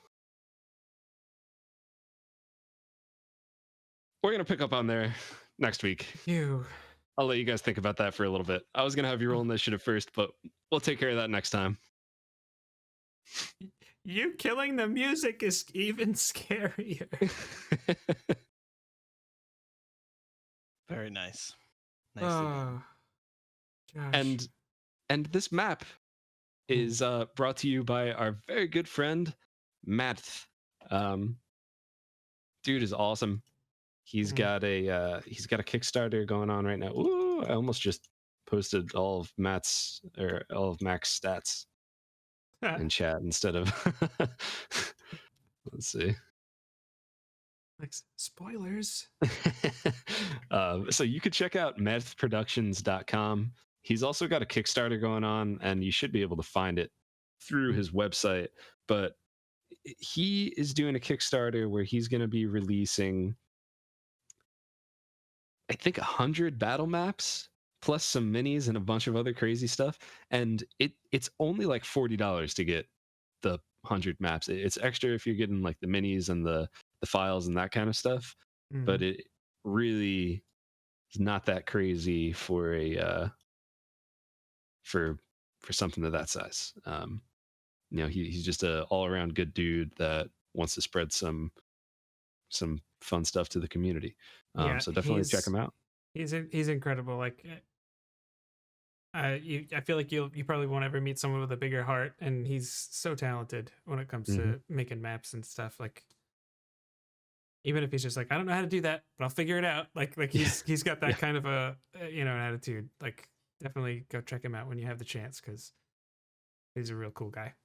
The map that I just showed you guys, I gave him like a 3-sentence description of what I was looking for. Said I was kind of in a rush. I sent that to him at like, I don't know, 8:30, 9 o'clock in the morning. And he said, I'll have 3 options for you by 11. And he had 3 options for me by 11. And all of them were so good that the hardest part was just trying to decide which one I wanted to use. So definitely check that out. Check him out if you need any custom maps or anything like that, or just if you just want a good follow on your news feed. Absolutely. So I feel like I need tavern music. It's just I need something. I can't with the We are silence. nowhere near a tavern. I know. Jake. I need No. I need And we don't have a bard escape. to give us that. So I need my escape. Okay. Well, that's scary. That's freaky. So I don't even know what to say right now because I want to pee my pants. You guys have all week to think about it too. Yeah, we do. Thanks, Josh. Yeah, no problem. Great. That was fun though. A lot of RP that session. A lot of stuff going on. Some cool weaponry found. You guys will just have to find out. I know more Michael's not about going to that. tell us what it is either. It's going to be. We'll find out. Anyone have anything they want to talk about or shout out before we come to a close? And also, while we're doing this, chat if you have any questions about anything, you know what to do. Is tomorrow night confirmed? I think it is. I believe tomorrow night is confirmed. Probably around 8 o'clock. We will be we're going to be doing a table talks with Math. Mm-hmm. So check that out. It's going to be twitch.tv/JnJ Tabletop. Right around 8 p.m. Who knows, we might get started a couple minutes earlier, a couple minutes later, but be there at 8 o'clock and we'll have some fun times. You'll be able to see who we're talking about. He's an awesome dude. And if you have any questions for him or for us, you could drop them in chat during that conversation. Mm-hmm. We'll talk about it. Yes. All right. Other than that, I don't know. Okay. Well, I guess stay tuned to all the socials and whatnot. You never know when there's going to be another Baldur's Gate stream, and you never know when Evan's going to pop off with some, whether it's a platformer or the game that I always forget what it's called, but he's doing voice acting for it. I'm planning to do a playthrough of Paper Mario: The Thousand Year Door because it's been too long since I've done that. It's one of my favorite games, and I'm going to be doing all sorts of fun voice acting with that and using voice mod stuff for it. So it's going to be a blast. I just don't have it planned. I was going to shout it out, but then I was like, I don't know what date it's going to be. But now we're talking about it. Yeah, I'm Awesome. doing that soon, so keep an eye out. Hell yeah. And again, you can find him at twitch.tv/itsevbo. On Twitter, he's also at itsevbo. If you want to keep up with the wonderful, mysterious Michael, it's Mr. Yoda _I_am. Because the eyes are surrounded by underscores. Aside from that, I'm the real Josh T. This has been Ancient Relics and Hokey Religions on Rare Drop Roleplay. And check out JnJ Tabletop. We'll see you soon. Thank you, everyone. We appreciate you hanging out. If you want to see more about what we're doing here, pop over to the link in that link tree, youtube.com/JnJ Tabletop. We have a playlist so you can catch up on all the other episodes. Aside from that, we'll see you soon. Stay safe. Have a great night. Be excellent to each other.